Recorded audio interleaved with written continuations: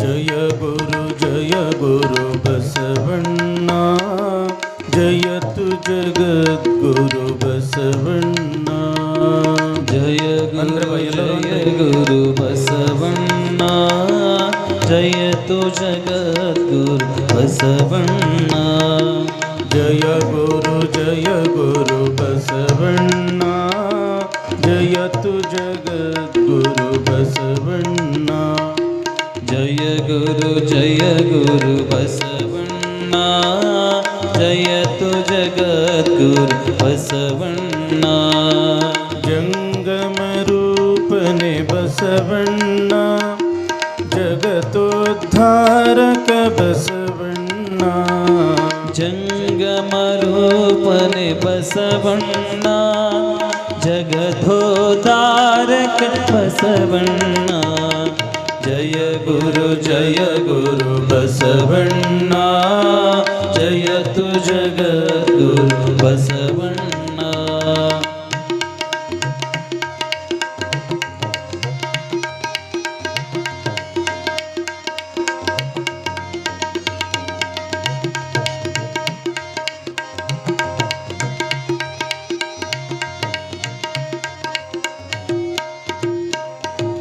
ಕಲ್ಯಾಣ ವಾಸನೆ ಬಸವಣ್ಣ, ಕಾರುಣ್ಯ ಮೂರುತಿ ಬಸವಣ್ಣ.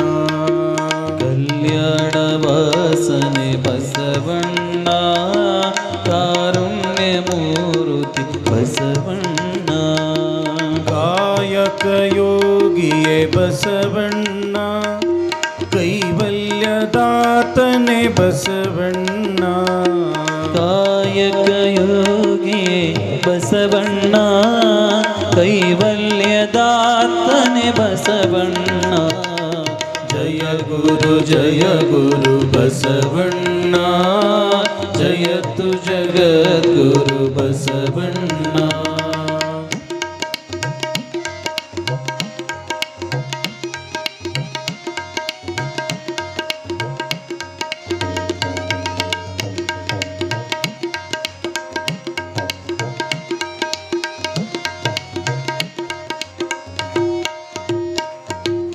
ನಿರ್ಗುಣ ರೂಪನೆ ಬಸವಣ್ಣ, ನಿಷ್ಕಲ ಲಿಂಗವೇ ಬಸವಣ್ಣ. ನಿರ್ಗುಣ ರೂಪನೆ ಬಸವಣ್ಣ, ನಿಷ್ಕಲ ಲಿಂಗನೆ ಬಸವಣ್ಣ. ಅಕಾರ ಬುಕಾರ ಮಕಾರ ಮೂಲದ ಓಂಕಾರ ನೀನೇ ಬಸವಣ್ಣ. ಅಕಾರ ಎಲ್ಲರೂ ಅನ್ರಿ. ಮಕಾರ ಮೂಲದ ಓಂಕಾರ ನೀನೇ ಬಸವಣ್ಣ. ಜಯ ಗುರು ಬಸವಣ್ಣ, ಜಯತು ಜಗದ್ಗುರು ಬಸವಣ್ಣ.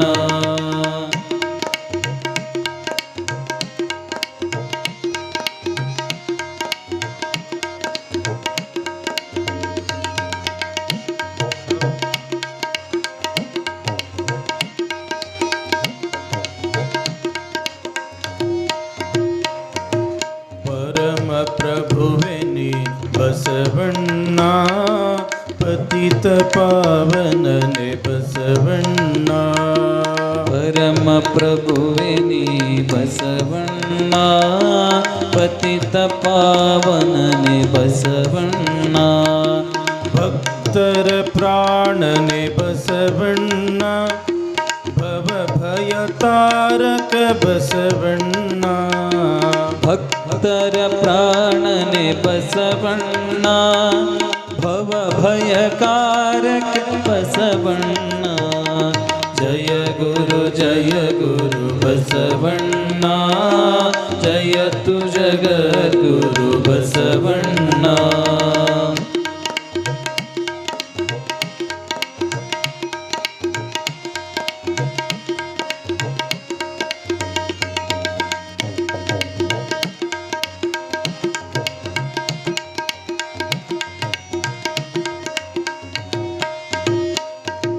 ಕಿಂಕರ ನೀನೆ ಬಸವಣ್ಣ, ಶಂಕರ ನೀನೆ ಬಸವಣ್ಣ. ಕಿಂಕರ ನೀನೆ ಬಸವಣ್ಣ, ಶಂಕರ ನೀನೆ ಬಸವಣ್ಣ. ಮಂಕುಮಾನವರ ಮದವನು ಹರಿಸಿದ ಮಹಾದೇವ ನೀನೆ ಬಸವಣ್ಣ. ಮಂಕುಮಾನವರ ಮದವನು ಹರಿಸಿದ ಮಹಾದೇವ ನೀನೇ ಬಸವಣ್ಣ. ಜಯ ಗುರು ಬಸವಣ್ಣ, ಜಯತು ಜಗದ್ಗುರು ಬಸವಣ್ಣ.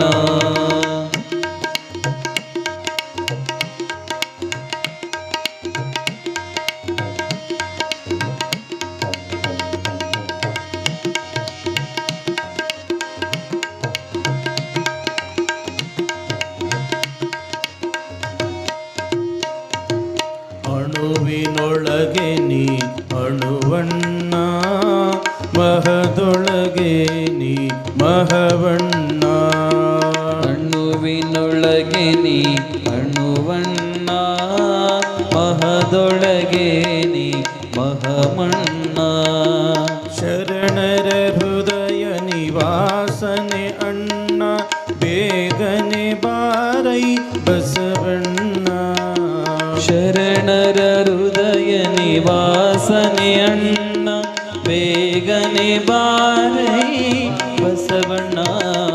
ಸಾಂಬ ಸದಾ ಶಿವ ಸಾಂಬ ಶಿವ, ಸಾಂಬ ಸದಾ ಶಿವ ಸಾಂಬ ಶಿವ. ಸಾಂಬ ಎಲ್ಲರಿಗೆ ಸಾಂಬ ಶಿವ, ಸಾಂಬ ಸದಾ ಶಿವ ಸಾಂಬ ಶಿವ. ಶಿವನೇ ಬಸವ ಬಸವ ಶಿವನೇ, ಶಿವನೇ ಬಸವ ಬಸವ ಶಿವನೇ. ಬಸವ ರಾಜೇಂದ್ರನೇ ಸಾಂಬ ಶಿವ, ಬಸವ ರಾಜೇಂದ್ರನೇ ಸಾಂಬ ಶಿವ. ಸಾಂಬ ಸದಾ ಶಿವ ಸಾಂಬ ಶಿವ, ಸಾಂಬ ಸದಾ ಶಿವ ಸಾಂಬ ಶಿವ. ಸಾಂಬ ಸದಾ ಶಿವ ಸಾಂಬ ಶಿವ, ಸಾಂಬ ಸದಾ ಶಿವ ಸಾಂಬ ಶಿವ. ಶಿವನೇ ಬಸವ ಬಸವ ಶಿವನೇ, ಶಿವನೇ ಬಸವ ಬಸವ ಶಿವನೇ. ಬಸವ ರಾಜೇಂದ್ರನೇ ಸಾಂಬ ಶಿವ, ಬಸವ ರಾಜೇಂದ್ರನೇ ಸಾಂಬ ಶಿವ. ಸಾಂಬ ಸದಾ ಶಿವ ಸಾಂಬ ಶಿವ, ಸಾಂಬ ಸದಾ ಶಿವ ಸಾಂಬ ಶಿವ. ಸಾಂಬ ಸದಾ ಶಿವ ಸಾಂಬ ಶಿವ, ಸಾಂಬ ಸದಾ ಶಿವ ಸಾಂಬ ಶಿವ. ಸಾಂ ಶಿವ ಓಂ ಶಿವ, ಸಾಂ ಶಿವ ಓಂ ಶಿವ, ಸಾಂ ಶಿವ ಓಂ ಶಿವ, ಸಾಂ ಶಿವ ಓಂ ಶಿವ, ಸಾಂ ಶಿವ ಓಂ ಶಿವ, ಸಾಂ ಶಿವ ಓಂ ಶಿವ, ಸಾಂ ಶಿವ ಓಂ ಶಿವ, ಸಾಂ ಶಿವ ಓಂ ಶಿವ, ಸಾಂ ಶಿವ ಓಂ ಶಿವ, ಸಾಂ ಶಿವ ಓಂ ಶಿವ, ಸಾಂ ಶಿವ ಓಂ ಶಿವ, ಸಾಂ ಶಿವ ಬಸವ ಬಸವ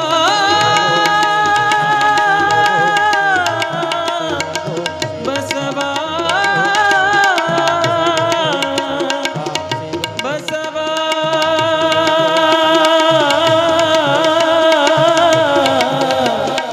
ಬಸವ ಬಸವ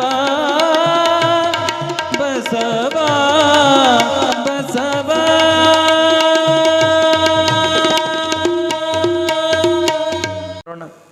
ಕಾಯಕ ಅಂದ್ರೆ ಏನು? ಕೆಲಸ. ಉತ್ತರ ಬಂತು ನೋಡ್ರಿ. ಶರಣರ ಕಾಯಕ ಅಂದ್ರೆ ಏನ್ರಿಪ್ಪ? ಕೆಲಸ. ಕಾಯಕ ಅಂತಂದ್ರೆ ಕೆಲಸನ ಅಂತ ನೀವು ತಿಳ್ಕೊಂಡಿರಿ. ಆದ್ರೆ ತಂಗಿ, ಇವತ್ತು ಬಸವ ಪುರಾಣ ಏನು ನೀವು ಕೇಳಕತ್ತೀರಲ್ಲ, ಅಪ್ಪವ್ರು ಇಟ್ಟು ಕಷ್ಟಪಟ್ಟು ಬಸವ ಪುರಾಣ ಹಚ್ಚಿದ್ದು ಯಾವಾಗ ಸಾರ್ಥಕ ಆಕೈತಿ ಅಂತಂದ್ರೆ, ಕಾಯಕ ಈ ಶಬ್ದದ ಅರ್ಥ ನೀವು ಚೆನ್ನಾಗಿ ತಿಳ್ಕೊಂಡ್ರೆ ಸಾಕು. ನೀವೇನು ತಿಳ್ಕೊಂಡಿರಿ? ಕಾಯಕ ಅಂತಂದ್ರೆ ಕೆಲಸ. ತಂಗಿ ಲಕ್ಷ್ಯ ಕೊಟ್ಟು ಕೇಳ್ರಿ, ಕೆಲಸನ ಬೇರೆ, ಕರ್ತವ್ಯನ ಬೇರೆ, ಕಾಯಕನ ಬೇರೆ. ಕೆಲಸನ ಬೇರೆ, ಕರ್ತವ್ಯನ ಬೇರೆ, ಕಾಯಕನ ಬೇರೆ. ಹೆಂಗ್ರಿ ಅಪ್ಪವ್ರ? ಕೆಲಸಕ್ಕೂ ಕರ್ತವ್ಯಕ್ಕೂ ಕಾಯಕಕ್ಕೂ ಏನು ವ್ಯತ್ಯಾಸ ಅದ? ಭಾಳ ವ್ಯತ್ಯಾಸ ಅದ ತಂಗಿ. ಸುಮ್ಮನೆ ಒಂದು ಉದಾಹರಣೆ, ಹಾಲು ಮಾರುವುದು ಏನ್ರಿ ಬಾ ಮಸಳಿಯವರು ಕ್ಯಾಡ್ಗೆ ಹಾಲು ಮಾರ್ತಾರ್ರಿ. ಹೆಂಗೆ ಮಾರ್ತಾರೆ ತಂಗಿ? ಬಂತು ನೋಡ್ರಿ, ನೀರು ಹಾಕಿ ಮಾರ್ತಾರ್ರಿ ಅಪ್ಪ ಅವರು. ಉತ್ತರ ಬಂದ ಬಿಡ್ತೈತೆ ಅದು. ನೀರು ಹಾಕಿ ಮಾರ್ತಾರೆ, ನೀರು ಹಾಕಿ ಮಾರ್ತಾರೆ. ನಾವು ಮತ್ತು ನಮ್ಮ ಅಮೀನ್ಗಢ ಅಜ್ಜಾರು ನಾವು ಮೈಸೂರ್ದಾಗ ಕಲಿಯಾಕಿದ್ವಿ ತಂಗಿ. ಅಲ್ಲಿ ಬೆಟ್ಟದಪುರ ಮಠ ಅಂತ ಅದ. ಆ ಬೆಟ್ಟದಪುರ ಮಠದಾಗ ನಾನು ಒಂದು ವರ್ಷ ಇದ್ದೆ. ಬೆಳಗ್ಗೆ 6 ಗಂಟೆ ಆದ ಕೂಡಲೇ ಅವ ಹಾಲಿನವ ಬಂದ ಬಿಡವ. ಸ್ವಾಮ್ಯಾರ ಹಾಲು ತೋರಿ ಅಂತ ತಿಳ್ಕೊಂಡು ಬಂದ ಬಿಡ್ತಿದ್ದ ಅವ. ಆ ದಿವಸ 7 ಆದರೂ ಬರಲಿಲ್ಲ, 8 ಆದರೂ ಬರಲಿಲ್ಲ, 9 ಗಂಟೆಗೆ ಬಂದ. ಯಾಕೆ ಹೋತಮ್ಮ ಇವತ್ತು ಹಾಲು ಯಾಕೆ ತಡ ಮಾಡ್ತಂದೀವಿ ಅಂತ ಕೇಳಿದ್ವಿ. ಏನನ್ಬೇಕವ? ನಳಕ್ಕೆ ನೀರು ಲೇಟಾಗಿ ಬಂದು ಸ್ವಾಮೀಜಿ ಅಂದವ. ನಳಕ್ಕೆ ನೀರು ಲೇಟಾಗಿ ಬಂದು ಅಂತ ಅಂದ್ರೆ ನೀರು ಬಂದ ಬಳಿಕ ಆ ನೀರು ಹಾಲಿನಾಗ ಕೂಡಿಸಿ ನಮಗೆ ಮಾರವ. ಪ್ರಾಮಾಣಿಕತೆ ಇಲ್ಲ ತಂಗಿ, ಪ್ರಾಮಾಣಿಕತೆ ಇಲ್ಲ. ಬರೇ ರೊಕ್ಕ ಗಳಿಸ್ಬೇಕು ಅನ್ನೋ ಒಂದು ಆಸೆ ಇರ್ತದ ಖರೆ, ಮತ್ತು ಆಸೆ ಇದ್ದಿದ್ದು ಹೆಂಗೆ ಕಾಯಕ ಅನ್ನಿಸ್ಕೊಳ್ತದವ? ಹೌದಾನಿಲ್ಲ? ನಮ್ಮ ಅಜ್ಜಾರು ಭಾಳ ಒಂದು ಕತೆ ಹೇಳ್ತಿರ್ತಾರೆ, ಗಡಿಗೌಡ್ಗವ ಅಜ್ಜಾರು. ಏನವ್ರು ಹಾಸ್ಯ ಅಂತಂದ್ರೆ ಏನು, ನಿನ್ನೆ ನೋಡ್ರಿ ಇಟ್ಟು ನಗಸಿದ್ರು ಹೊಟ್ಟೆ ಹೊಣ್ಣಾತ್ ಒಳಗೆ ಹೋಗಿ ನಕ್ಕೀವಿ ನಾವು, ಅಲ್ಲಿ ಮ್ಯಾಲೆ ಹೋಗಿ ನಕ್ಕೀವಿ, ಅಟ್ಟು ನಗಸವ್ರು. ಕಾಯಕ ಕೆಲಸ, ಕರ್ತವ್ಯ ಮತ್ತು ಕಾಯಕ. ಆಸೆ ಇದ್ದಿದ್ದು ಕಾಯಕ ಅಂತ ಅನಿಸ್ಕೊಳ್ಳೋದಿಲ್ಲ ತಂಗಿ. ಊರಾಗ ತಗಣಿ ಭಾಳ ಹೆಚ್ಚಾಗಿದ್ದು ಅಂತ ಪೇಪರ್ದಾಗ ಒಂದು ಅಡ್ವರ್ಟೈಸ್ ಬಂತು.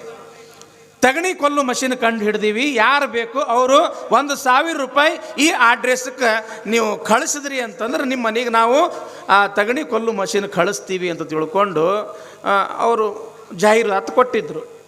ಮತ್ತು ತಗಣಿನ ಹೆಚ್ಚಾಗಿ ಅಂತ ತಿಳ್ಕೊಂಡು 1,000 ರೂಪಾಯಿ ಹೋದರೂ ಹೋಗಲಿ ಅಂತ ತಿಳ್ಕೊಂಡು ಎಲ್ಲರೂ ಏನು ಮಾಡಿದ್ರು, ಆ ಅಡ್ರೆಸ್ಗೆ 1,000 ರೂಪಾಯಿ ಕಳಿಸೇ ಬಿಟ್ರು. ಸಾವಿರಾರು ಮಂದಿ ಕಳಿಸಿದ್ರು. ಆದ್ರೆ ಅವ ಮೋಸ ಮಾಡಲಿಲ್ಲ ಪುಣ್ಯಾತ್ಮ. 7 ದಿವಸದೊಳಗೆ ಏನು ಕಳಿಸ್ತೀನಿ ಅಂದಿದ್ದ ತಗಣಿ ಕೊಲ್ಲು ಮಷಿನ್ ಕಳಿಸೇ ಬಿಟ್ಟ. ಒಂದು ಇಟ ಡೆಬ್ಬಿ ಇತ್ತು. ತಗಣಿ ಕೊಲ್ಲು ಮಷಿನ್ ಹೆಂಗಾರ ಐತಿ ಅಂತ ತಿಳ್ಕೊಂಡು ನೋಡ್ಬೇಕು ಅಂತ ಭಾಳ ಆಶ್ಚರ್ಯದಿಂದ ಅಗ್ದಿ ಉತ್ಸಾಹದಿಂದ ಆ ಡೆಬ್ಬಿ ಹಿಂಗೆ ಒಡೆದು ನೋಡಿದ್ರು, 2 ಕಲ್ಲ ಇಟು 2 ಕಲ್ಲ. ಆ ಕಲ್ಲಿನ ಕೆಳಗೆ ಒಂದು ಚೀಟಿ, ಆ ಚೀಟಿಯಾಗ ಬರ್ದಾರ, ಇದು ತಗಣಿ ಕೊಲ್ಲುವ ಮಷಿನ್. ತಗಣಿ ಕೊಲ್ಲುವ ವಿಧಾನ ಹೇಗೆಂದರೆ, ಒಂದು ಕಲ್ಲಿನ ಮೇಲೆ ತಗಣಿಯನ್ನು ಇಟ್ಟು ಇನ್ನೊಂದು ಕಲ್ಲಿನಿಂದ ಜಜ್ಜಿರಿ ತಗಣಿ ಸಾಯುತ್ತದೆ. ಯಾರಿಗೂ ಗೊತ್ತಿಲ್ಲ. ದುಡ್ಡು ಗಳಿಸು ವಿಧಾನ ತಂಗಿ. ಅಲ್ಲಿ ಪ್ರಾಮಾಣಿಕತೆ ಇಲ್ಲ, ಅಲ್ಲಿ ಸತ್ಯ ಮತ್ತು ಶುದ್ಧ ಇಲ್ಲ. ಸತ್ಯ ಶುದ್ಧ ಇಲ್ಲದೆ ಇದ್ದಿದ್ದು ಅದು ಕಾಯಕ ಅಂತ ಅನಿಸ್ಕೊಳ್ಳೋದಿಲ್ಲ ತಂಗಿ. ಹಾಲಿನೊಳಗೆ ನೀರು ಹಾಕಿ ಮಾರೋದು ಇದು ಕೆಲಸ ತಂಗಿ. ಕೆಲಸದೊಳಗೆ ಪ್ರಾಮಾಣಿಕತೆ ಇಲ್ಲ. ಹೆಂಗಂತಂದ್ರೆ, ಸರ್ಕಾರಿ ಆಫೀಸ್ಗೆ ಹೋಗಿರ್ತೀರಪ್ಪ, ನೀವು ಹೋಗಿರ್ತೀರನಿಲ್ಲ ಶರಣರು, ಮ್ಯಾಲೆ ಬರೆದಿರ್ತಾರೆ ಸರ್ಕಾರಿ ಕೆಲಸ ದೇವರ ಕೆಲಸ. ಆಫೀಸ್ ತೆರೆಯುವ ಸಮಯ ಅಂತ ತಿಳ್ಕೊಂಡು ಬರೆದಿರ್ತಾರೆ, 10 ಗಂಟೆ ಅಂತ ಬರೆದಿರ್ತಾರೆ. ಹೌದಲ್ಲ? ಆಫೀಸ್ ಎಷ್ಟು ಗಂಟೆಗೆ ತೆಗೆದಿರ್ತೈತಿ? 10:30ನೋ 11 ಗಂಟೆಗೆ. ಅಲ್ಲಿ ಮತ್ತು ಆಫೀಸರ್ ಎಷ್ಟಕ್ಕೆ ಬಂದಿರ್ತಾನೆ? 12 ಆದರೂ ಬಂದರು ಇನ್ನೂ ಪುಣ್ಯ. ಯಾಕೆ? ಪ್ರಾಮಾಣಿಕತೆ ಇಲ್ಲ. ಪ್ರಾಮಾಣಿಕತೆ ಇಲ್ಲದ್ದು ಅದು ಕರ್ತವ್ಯನೂ ಅನಿಸ್ಕೊಳ್ಳೋದಿಲ್ಲ, ಕಾಯಕನೂ ಕೂಡ ಅನಿಸ್ಕೊಳ್ಳೋದಿಲ್ಲ, ಕೆಲಸ ಅನಿಸ್ಕೊಳ್ತದ. ಹಾಲಿನೊಳಗೆ ನೀರು ಹಾಕಿ ಮಾರೋದೇನೈತಲ್ಲ ಇದು ಕೆಲಸ. ಹಾಗಾದ್ರೆ ಕರ್ತವ್ಯ ಯಾವುದು? ಆ ಹಾಲಿನೊಳಗೆ ಒಂದು ಹನಿಯೂ ಕೂಡ ನೀರು ಹಾಕಲಾರ್ದೆ ಪ್ರಾಮಾಣಿಕವಾಗಿ ಏನು ಮಾರ್ತಾರಲ್ಲ ಅದು ಕರ್ತವ್ಯ ತಂಗಿ, ಅದು ಕರ್ತವ್ಯ. ಯಾಕೆ? ನಾ ಎಷ್ಟು ದುಡ್ದೀನಿ ಅಷ್ಟು ಬಂದ್ರೆ ಸಾಕಪ್ಪ, ನಮಗೆ ಹೆಚ್ಚಿಗೆ ಬೇಡ ಅನ್ನೋದೇನೈತಲ್ಲ ಇದು ಕರ್ತವ್ಯ ತಂಗಿ. ಹಾಲಿನೊಳಗೆ ನೀರು ಹಾಕಿ ಮಾರೋದು ಕೆಲಸ, ಹಾಲಿನೊಳಗೆ ಒಂದು ಹನಿಯೂ ಕೂಡ ನೀರು ಹಾಕಲಾರ್ದೆ ಮಾರೋದು ಇದು ಕರ್ತವ್ಯ. ಹಾಗಾದ್ರೆ ಕಾಯಕ ಯಾವುದು ಅಂತಂದ್ರೆ, ಆ ಹಾಲಿನೊಳಗೆ ಒಂದು ಹನಿಯೂ ಕೂಡ ನೀರು ಹಾಕಲಾರ್ದೆ ಮಾರಿ ಏನು ಬರ್ತಾನಲ್ಲ, ಆ ಬಂದಿದ್ದ ದುಡ್ಡಿನೊಳಗೆ, ಆ ಬಂದ ರೊಕ್ಕದೊಳಗೆ ನಾನು ಒಬ್ಬನೇ ಬದುಕಬಾರ್ದು, 4 ಮಂದಿಗೆ ಕರ್ಕೊಂಡು ಬದುಕಬೇಕು ಅಂತ ತಿಳ್ಕೊಂಡು ಸಮಾಜ ರೂಪಿ ಜಂಗಮಕ್ಕೆ ದಾಸೋಹ ಮಾಡಿ ಬದುಕೋದಕ್ಕೆ ಅದಕ್ಕೆ ಕಾಯಕ ಅಂತ ಕರೀತಾರೆ ತಂಗಿ. ಸತ್ಯತೆ ಇರಬೇಕು, ಶುದ್ಧತೆ ಇರಬೇಕು ಮತ್ತು ಅಂತಃಕರಣ ಇರಬೇಕು. ಕಾಯಕ ಮತ್ತು ದಾಸೋಹ ಒಂದೇ ನಾಣ್ಯದ ಎರಡು ಮುಖಗಳು. ಇವು ಬೇರೆ ಬೇರೆ ಅಲ್ಲ. ಯಾವುದು ದಾಸೋಹ? ಸತ್ಯ ಶುದ್ಧವಾಗಿ ಇದ್ದಿದ್ದ ಹಣ ದಾಸೋಹ. ಸತ್ಯ ಶುದ್ಧವಾಗಿರ್ತಕ್ಕಂಥ ಹಣವೇ ಅದು ದಾಸೋಹಕ್ಕೆ ಬರ್ತದೆ. ಏನಂತಾರೆ ಬಸವಣ್ಣವರು? ಪಾಪಿಯ ಧನ ಪ್ರಾಯಶ್ಚಿತ್ತಕ್ಕಲ್ಲದೆ ಸತ್ಪಾತ್ರಕ್ಕೆ ಸಲ್ಲುವುದೇನಯ್ಯ. ನಾಯಿಯ ಹಾಲು ನಾಯಿಯ ಮರಿಗಲ್ಲದೆ ಪಂಚಾಮೃತಕ್ಕೆ ಸಲ್ಲುವುದೇನಯ್ಯ. ನಮ್ಮ ಕೂಡಲ ಸಂಗನ ಶರಣರಿಗೆ ಮಾಡುವ ಅರ್ಥ ವ್ಯರ್ಥ ಕಂಡಯ್ಯ. ಯಾವ ಸತ್ಯ ಇಲ್ಲ, ಶುದ್ಧ ಇಲ್ಲ, ಪ್ರಾಮಾಣಿಕತೆ ಇಲ್ಲ ಅಂತ ಹಣದಿಂದ ನಾವು ಎಷ್ಟು ದಾನ ಮಾಡೋದ್ರಿ ಏನದ, ಎಷ್ಟು ಧರ್ಮ ಮಾಡೋದ್ರಿ ಏನದ, ಅದು ಉಪಯೋಗ ಆಗೋದಿಲ್ಲ. ಯಾವಾಗ ಇಲ್ಲಿ ಶಿವಬಸವ ರಾಜೇಂದ್ರ ಮಹಾಸ್ವಾಮಿಗಳ ಕಾರ್ಯಕ್ರಮ ನಡೆದದ, ಒಬ್ರ ಇಬ್ರ ಪಾಪ ನೀವೆಲ್ಲರೂ ಒಕ್ಕಲುತನ ಮಾಡಿ ಬದುಕ್ತಕ್ಕಂಥ ಎಲ್ಲ ರೈತಾಪಿ ವರ್ಗದವರು, ವ್ಯಾಪಾರ ಮಾಡೋರದಿರಿ, ಉದ್ಯೋಗ ಮಾಡೋರದಿರಿ, ನೌಕರದಾರದಿರಿ. ನಾವು ಗಳಿಸಿರ್ತಕ್ಕಂಥ ಹಣ ಕೇವಲ ನಮ್ಮ ಹೆಂಡತಿ ಮಕ್ಕಳು ನಮ್ಮ ಕುಟುಂಬಕ್ಕೆ ಅಷ್ಟೇ ಆಗದೇನೆ ಸಮಾಜ ರೂಪಿ ಶಿವಬಸವ ರಾಜೇಂದ್ರ ಸ್ವಾಮಿಗಳಿಗೆ ಮುಟ್ಟಬೇಕು ಅಂತ ತಿಳ್ಕೊಂಡು ಏನು ದಾಸೋಹ ಮಾಡಕತ್ತೀರಲ್ಲ, ಇದು ಶರಣ ಜೀವನ ತಂಗಿ. ಇದು ಶರಣ ಜೀವನ, ಇದು ಶರಣ ಜೀವನ. ಕಾಯಕ ಅಂತಂದ್ರೆ ಅದಕ್ಕೆ ತನ್ನದೇ ಆಗಿರ್ತಕ್ಕಂಥ ವಿಶೇಷ ಅರ್ಥ ಅದೇ ತಂಗಿ. ಯಾವುದು ಕಾಯಕ? ಯಾವುದೇ ಸಮಾಜಕ್ಕಾಗಲಿ ದೇಶಕ್ಕಾಗಲಿ ಯಾವುದೇ ರೀತಿಯ ಅಪಾಯ ತಾರದೇ ಇರತಕ್ಕಂಥ ಒಂದು ಉದ್ಯೋಗಕ್ಕೆ ಕಾಯಕ ಅಂತ ಕರೆದ್ರು. ಗಳಿಸಿ ಬಂದಿರತಕ್ಕಂಥ ಹಣದೊಳಗೆ ನಾವಷ್ಟೇ ಬದುಕಬಾರ್ದು, ಸಮಾಜ ಎಲ್ಲವೂ ಕೂಡ ಬದುಕಬೇಕು ಅನ್ನೋ ಕಾರಣಕ್ಕಾಗಿ ಅದಕ್ಕೆ ದಾಸೋಹ ಅಂತ ಕರೆದ್ರು. ಒಂದು ಮಾತು ಬರ್ತದೆ, ಲಕ್ಷ ಕೊಟ್ಟು ಕೇಳಕತ್ತೀರಿ, ಆ ಹುಡುಗರು ಸ್ವಲ್ಪ ಮಾತಾಡತ್ತಾರೆ, ಪಾಪ ಸಣ್ಣ ಮಕ್ಕಳು ಗೊತ್ತಾಗೋದಿಲ್ಲ, ಸ್ವಲ್ಪ ಸಮಾಧಾನ. ಹಿಂದಿಯೊಳಗೊಂದು ಮಾತು ಬರ್ತದೆ, अपने दुख में रोने वाले मुस्कुराना सीख ले, दूसरों के दर्द में आंसू बहाना सीख ले, जो खिलाने में है मजा आप खाने में नहीं, जिंदगी में तू किसी का काम आना सीख ले ಅಂತ. ಹೌದಾ? ಈಗ ತಂಗಿ ಒಂದು ಮಾತು ಹೇಳ್ತೀನಿ. ಹಬ್ಬ ಹುಣ್ಣಿಮೆ ಬಂತು, ಬೀಗರು ನೆಂಟರು ಅಲ್ಲಿ ಇಲ್ಲಿ ದೂರದಲ್ಲಿ ಇರ್ತಕ್ಕಂಥ ಎಲ್ಲರೂ ಕೂಡ ಬಂದರು. ಎಲ್ಲರೂ ಇವತ್ತ ಒಟ್ಟಿಗೆ ಊಟ ಮಾಡೋಣ ಅಂತ ತಿಳ್ಕೊಂಡು ಮೃಷ್ಟಾನ್ನ ಭೋಜನ ಏನು ಬೇಕೆಲ್ಲ ಅಡುಗೆ ಮಾಡಿದ್ರಿ. ಗುಂಪು ಕೂಡಿ ಎಲ್ಲರೂ ಕುಂತ್ರಿ, ತಾಟ ಹಚ್ಕೊಂಡ್ರಿ, ತಾಟಿನೊಳಗೆ ನೀವು ಮಾಡಿರ್ತಕ್ಕಂಥ ಎಲ್ಲ ಅಡುಗೆ ನೀಡ್ಕೊಂಡ್ರಿ. ಇನ್ನೇನು ಬಾಯಿ ತನಕ ಒಯ್ದಿದ್ರಿ, ಮನೆಗೆ 4 ಮಂದಿ ಬೀಗರು ಬಂದರು. ಬಂದವ್ರ ಮುಂದೆ ಊಟ ಮಾಡ್ಕೊತಕೊಂಡಿರ್ತೀರಿ ಇಲ್ಲ? ಹೌದಲ್ಲ? ಏನಂತೀರಿ? ಚಲೋ ಆತ್ರಿ, ದೇವ್ರು ಬಂದಂಗೆ ಬಂದ್ರಿ ಅಂತ ತಿಳ್ಕೊಂಡು ಕೈಕಾಲು ಮುಖಕ್ಕೆ ನೀರು ಕೊಟ್ಟು ಹಣ್ಣಿಗೆ ಹಚ್ಕೊಳಕ್ಕೆ ವಿಭೂತಿ ಕೊಟ್ಟು ಬರ್ರಿ ಅಂತ ತಿಳ್ಕೊಂಡು ನಿಮ್ಮ ಪಾಲಿನ ಅಡುಗೆ ಅವ್ರಿಗೆ ಉಣಿಸ್ತೀರೇನಿಲ್ದೇವ? ಮತ್ತು ಅವ್ರು ಉಣ್ಣುವಾಗ ಹೆಂಗೆ ಅನ್ನಿಸ್ತದ ನಿಮ್ಮ ಮನಸ್ಸಿಗೆ? ತೃಪ್ತಿ ಅನ್ನಿಸ್ತದ, ಸಮಾಧಾನ ಅನ್ನಿಸ್ತದೋ? ನಮ್ಮ ಪಾಲಿನ ಅಡುಗೆ ತಾವು ತಿನ್ನಾಕತ್ತವ ನೋಡು ಅಂತೇಳಿ ಹೊಟ್ಟೆಗೆ ಸಂಕಟ ಆಕೈತೇವೆ? ಸಂಕಟ ಆಗೋದಿಲ್ಲಲ್ಲ, ಖುಷಿ ಅನ್ನಿಸ್ತದ, ತೃಪ್ತಿ ಅನ್ನಿಸ್ತದ.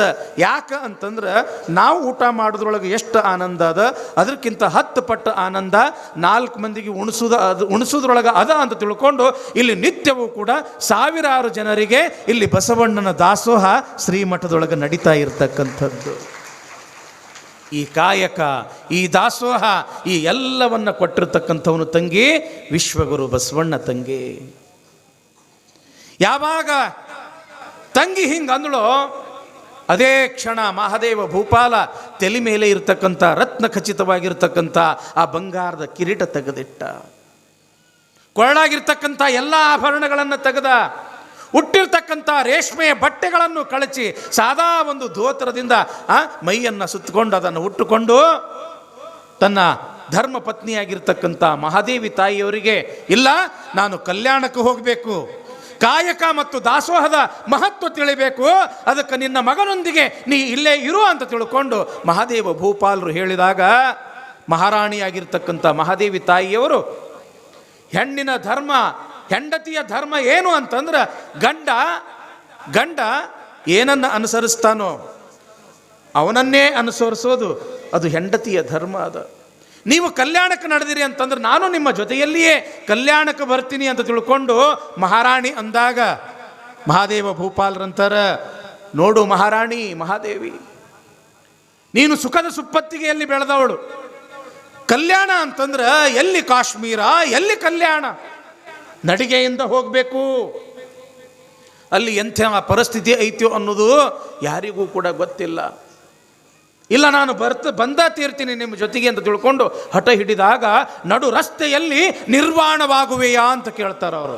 ಓಹೋ, ನಾನು ಎಲ್ಲವನ್ನೂ ಕೂಡ ತ್ಯಾಗ ಮಾಡಬಲ್ಲೆ ಅಂತ ತಿಳ್ಕೊಂಡು ಯಾವಾಗ ಮಹಾದೇವಿ ತಾಯಿಯವರು ಹೇಳ್ತಾಳೆ, ಅವರಲ್ಲಿ ಇರ್ತಕ್ಕಂಥ ಮನಸ್ಥಿತಿಯನ್ನು ಕಂಡು ಆಯಿತು ನಡಿ ಅಂತ ತಿಳ್ಕೊಂಡು ಹೆಂಡತಿಯೊಂದಿಗೆ ಕಲ್ಯಾಣಕ್ಕೆ ಬರಾಕ ತಯಾರಾಗಿದ್ದಾರೆ. ಯಾರು? ಮಹಾದೇವ ಭೂಪಾಲ. ತಮ್ಮ ಮಗನಾಗಿರ್ತಕ್ಕಂಥ ಲಿಂಗರತಿಗೆ ಆ ಮಾಂಡವ್ಯಪುರದ ಪಟ್ಟವನ್ನು ಕಟ್ಟಿ ಗಂಡ ಹೆಂಡತಿ ಇಬ್ಬರು ಕೂಡಿ ಸಾದಾ ಸೀದಾ ಬಟ್ಟೆಯನ್ನು ಹಾಕಿಕೊಂಡು ಎಲ್ಲಿಗೆ ಬರಾಕತ್ತಾರ? ಕಲ್ಯಾಣದ ಕಡೆಗೆ ಬರಾಕತ್ತಾರ. ಯಾರು? ಕಾಶ್ಮೀರದ ರಾಜರಾಣಿ. ಇಲ್ಲಿ ಕಲ್ಯಾಣದೊಳಗೆ ಆನಂದದಿಂದ ಲಿಂಗ ಪೂಜೆಯಲ್ಲಿ ಕುಳಿತುಕೊಂಡಿರ್ತಕ್ಕಂಥ ಸಂದರ್ಭದೊಳಗೆ ಆ ಲಿಂಗದೊಳಗೆ ಈ ಮಹಾದೇವ ಭೂಪಾಲ ಮತ್ತು ಮಹಾದೇವಿ ತಾಯಿಯವರು ಬರುವುದು ಗೊತ್ತಾಗಕತ್ತದ ಬಸವಣ್ಣವರಿಗೆ. ಏನಿಲ್ಲ, ಏ ಗಂಗಾ ಇಲ್ಲಿ ಬರ್ರಿ ಬರ್ರಿ ಬರ್ರಿ, ಲಿಂಗದೊಳಗೆ ನೋಡ್ರಿ ಕಾಶ್ಮೀರದ ರಾಜ ರಾಣಿ ಕಲ್ಯಾಣಕ್ಕೆ ಬರಾಕತ್ತಾರಂತ ತಿಳ್ಕೊಂಡು ತಮ್ಮ ಲಿಂಗದಲ್ಲಿಯೇ ನೀಲಾಂಬಿಕೆ ಗಂಗಾಂಬಿಕೆಯರಿಗೆ ಮಹಾದೇವ ಭೂಪಾಲ ಮಹಾದೇವಿ ತಾಯಿಯವರು ಬರುವುದು ತೋರಿಸ್ತಾರಂತ ಬಸವಣ್ಣವರು. ಎಂಥ ಶಕ್ತಿ ಇತ್ತು ಬಸವಣ್ಣವ್ರ ಹತ್ರ. ಈಗೆಲ್ಲ ನಾವು ಮೊಬೈಲ್ದೊಳಗೆ ನೋಡ್ತೀವಿ ತಂಗಿ. ಈಗ ನೋಡ್ರಿ, ಇಲ್ಲಿ ಪ್ರವಚನ ನಡೆದಿರ್ತಕ್ಕಂಥದ್ದು ಸಾವಿರ ಜನ ನೋಡಾಕತ್ತಾರ, ಮೊಬೈಲ್ದೊಳಗೆ ನೇರವಾಗೇ ನೋಡಾಕತ್ತಾರ. ಅವಾಗ ಯಾವ ಮೊಬೈಲ್ ಇರಲಿಲ್ಲ, ಟಿ ವಿ ಇರಲಿಲ್ಲ, ಏನೂ ಇರಲಿಲ್ಲ. ಲಿಂಗದೊಳಗೆ ನೋಡ್ತಿದ್ರು ತಂಗಿ. ಎಂಥ ಶಕ್ತಿ ಅಂತಂದ್ರೆ ಆ ಲಿಂಗ ಒಂದು ಬಹಳ ದೊಡ್ಡ ಶಕ್ತಿ ಕೇಂದ್ರವಾಗಿತ್ತು. ಇಡೀ ಜಗತ್ತಿನ ವ್ಯವಹಾರಗಳನ್ನೆಲ್ಲ ತಿಳಿಸ್ತಕ್ಕಂಥ ತೋರಿಸ್ತಕ್ಕಂಥ ಅದೊಂದು ಬಹಳ ದೊಡ್ಡ ಶಕ್ತಿಯಾಗಿತ್ತು. ಮುಳುಗುಂದದೊಳಗೆ ಬಾಲಲೀಲಾ ಮಹಾಂತ ಶಿವಗಳಂತಾಗಿ ಹೋಗ್ಯಾರ. ಭಾಳ ವರ್ಷದ ಹಿಂದಿನ ಮಾತೇನಲ್ಲ, 150-160 ವರ್ಷದ ಹಿಂದೆ. ಅಲ್ಲಿರ್ತಕ್ಕಂಥ ಭಕ್ತರು, ಯಪ್ಪ ನಾವು ಉಳುವಿಗೆ ಚನ್ನಬಸವಣ್ಣನವ್ರ ತೇರಿಗೆ ನಡೆದೀವಿ ರೀ, ಜಾತ್ರೆಗೆ ನಡೆದೀವಿ ಅಂದ ಬಳಕೆ, ಅಲ್ಲಿಗೆ ಯಾಕೆ ಹೋಗ್ತಿರೋ, ಬರ್ರಿ ನಿಮಗೆ ಇಲ್ಲೇ ಉಳುವಿ ತೋರಿಸ್ತೀನಿ ಅಂತ ತಿಳ್ಕೊಂಡು ಸ್ನಾನ ಮಾಡಿ ಮಡಿಯಿಂದ ಆ ತಮ್ಮ ಲಿಂಗ ಪೂಜೆ ಮಾಡ್ಕೊಳ್ತಕ್ಕಂಥ ಗವಿಯೊಳಗೆ ಹೋಗಿ ಅವರನ್ನು ಕರೆದು ಗವಿ ಬಾಗಿಲನ್ನು ಮುಚ್ಚಿಸಿ, ಏನೋ ತಮ್ಮ ಉಳುವಿ ಜಾತ್ರೆ ನೋಡಬೇಕೇನೋ? ಹೌದ್ರಿ ಅಪ್ಪ, ನಾವು ಉಳುವಿ ಜಾತ್ರೆ ನೋಡಬೇಕು ಬರ್ರಿ ಅಂತ ತಿಳ್ಕೊಂಡು ತಮ್ಮ ಲಿಂಗದೊಳಗೆ ಉಳುವಿ ಜಾತ್ರೆಯನ್ನು ತೋರಿಸಿರ್ತಕ್ಕಂಥವರು ಮುಳುಗುಂದದ ಬಾಲಲೀಲಾ ಮಹಾಂತ ಶಿವಯೋಗಿಗಳು. ಹಾವೇರಿಯೊಳಗೆ ಶಿವಬಸವ ಮಹಾಸ್ವಾಮಿಗಳಂತಾಗಿ ಹೋಗ್ಯಾರ. ಆ ಹಾವೇರಿ ಶಿವಬಸವ ಮಹಾಸ್ವಾಮಿಗಳು ಕೂಡ ಭಕ್ತರು ಯಾರಾದರೂ ಕೂಡ ತಮ್ಮ ನೋವನ್ನು ತೋಡಿಕೊಂಡಾಗ, ಆಯ್ತ್ರಪ್ಪ ನಾಳೆ ಬೆಳಿಗ್ಗೆ ಬರ್ರಿ, ಬೆಳಿಗ್ಗೆ ಲಿಂಗಯ್ಯಗೆ ಕೇಳಿ ನಾನು ನಿಮಗೆ ಹೇಳ್ತೀನಿ ಅಂತ ಹೇಳಿ ಅಂತಿದ್ರಂತ. ಆ ಲಿಂಗಯ್ಯನ ಜೊತೆಗೆ ಮಾತಾಡ್ತಿದ್ರಂತ. ಯಾರು? ಹಾವೇರಿಯ ಶಿವಬಸವ ಸ್ವಾಮಿಗಳು. ಶಿವಯೋಗ ಮಂದಿರದೊಳಗೆ ಹಾನಗಲ್ಲು ಕುಮಾರಸ್ವಾಮಿಗಳು ಲಿಂಗ ಪೂಜೆ ಕುಂತಾರ. ಅಲ್ಲಿ ಶಿವಬಸವ ಕೊಳ್ಳದೊಳಗೆ ಹಾವೇರಿ ಶಿವಬಸವ ಸ್ವಾಮಿಗಳು ಅನುಷ್ಠಾನಕ್ಕೆ ಕುಂತಾರ. ಇವ್ರ ಕೈಯಲ್ಲೂ ಕೂಡ ಲಿಂಗ, ಅವ್ರ ಕೈಯಲ್ಲೂ ಕೂಡ ಲಿಂಗ. ಅಲ್ಲಿ ಅಥಣಿಯ ಮುರುಗೇಂದ್ರ ಶಿವಯೋಗಿಗಳು ಲಿಂಗೈಕ್ಯರಾಗ್ಯಾರ ಅಥಣಿಯೊಳಗೆ.